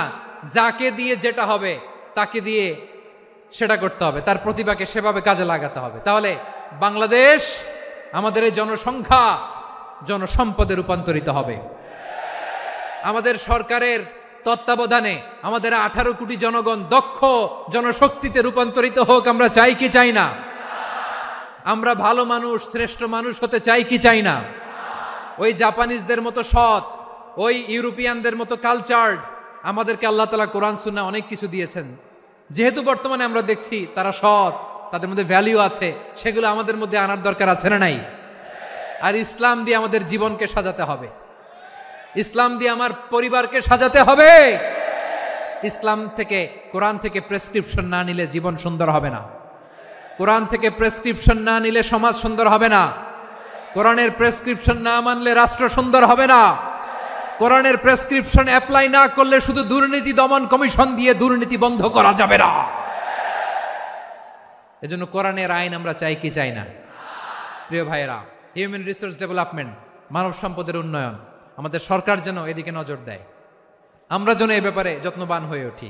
যাকে আল্লাহ যে যোগ্যতা দিয়েছে, এই যোগ্যতা দিয়ে আমরা যেন ইসলামের জন্য, দেশের জন্য কাজ করি। আমরা যেন আমাদের স্কিল ডেভেলপ করি, আমাদের পটেনশিয়ালকে ডেভেলপ করি। মোরালিটি, ভ্যালিউজ নিয়ে শায়েখ আহমদুল্লাহ আলোচনা করেছেন, এগুলো দিয়ে যেন আমরা আমাদেরকে সাজাই। আল্লাহ তাআলা আমাদের দেশকে তুমি নিরাপদ করো, আমরা পড়ি আমিন। আল্লাহ আমার 18 কোটি জনগণকে তুমি জনশক্তিতে রূপান্তরিত করো, আমিন। আল্লাহ আমরা হাতে হাত রেখে, কাঁধে কাঁধ মিলিয়ে, ভাইয়ে ভাইয়ে যেন এই দেশকে গড়তে পারি, আল্লাহ তুমি তৌফিক দান করো, আমরা পড়ি আমিন। আমার প্রিয় মহিউদ্দিন ভাই বলেছেন, হুজুর এমন একটা ঘোষণাপত্র দিয়ে যাবেন আজকের এই ঐতিহাসিক যশোরের প্রোগ্রামে, যেটা গোটা বাংলাদেশে মানুষ এটার উপর আমল করে। আমি যে কথাটা বলেছি এটাই, আসুন আমরা আমাদের জনসংখ্যাকে জনসম্পদে ট্রান্সফর্ম করি। আমাদের জনসংখ্যাকে আমরা যেন জনশক্তিতে রূপান্তরিত করি। জনসংখ্যাকে ট্রান্সফর্ম করে জনশক্তি দিয়ে আমরা যেন আগামীর বাংলাদেশ, স্বাধীন বাংলাদেশ 2.0 কে গড়ে তুলি। আল্লাহ তাআলা আমাদের সবাইকে কথাগুলো বোঝার, আমল করার তৌফিক দান করুন। এই জেনজি, ক্ষমা করে দিও আমাকে, অনেক ধমক দিছি, বকা দিছি। আল্লাহ তোমাদেরকে করুক, কবুল করুক, যশোরবাসীকে কবুল করুক, আদ দিনকে কবুল করুক, এই মেডিকেল কলেজকে কবুল করুক, ইসলামের জন্য বাঁধ ভাঙা এই জোয়ার এবং উচ্ছ্বাসকে আল্লাহ তাআলা কবুল করুক।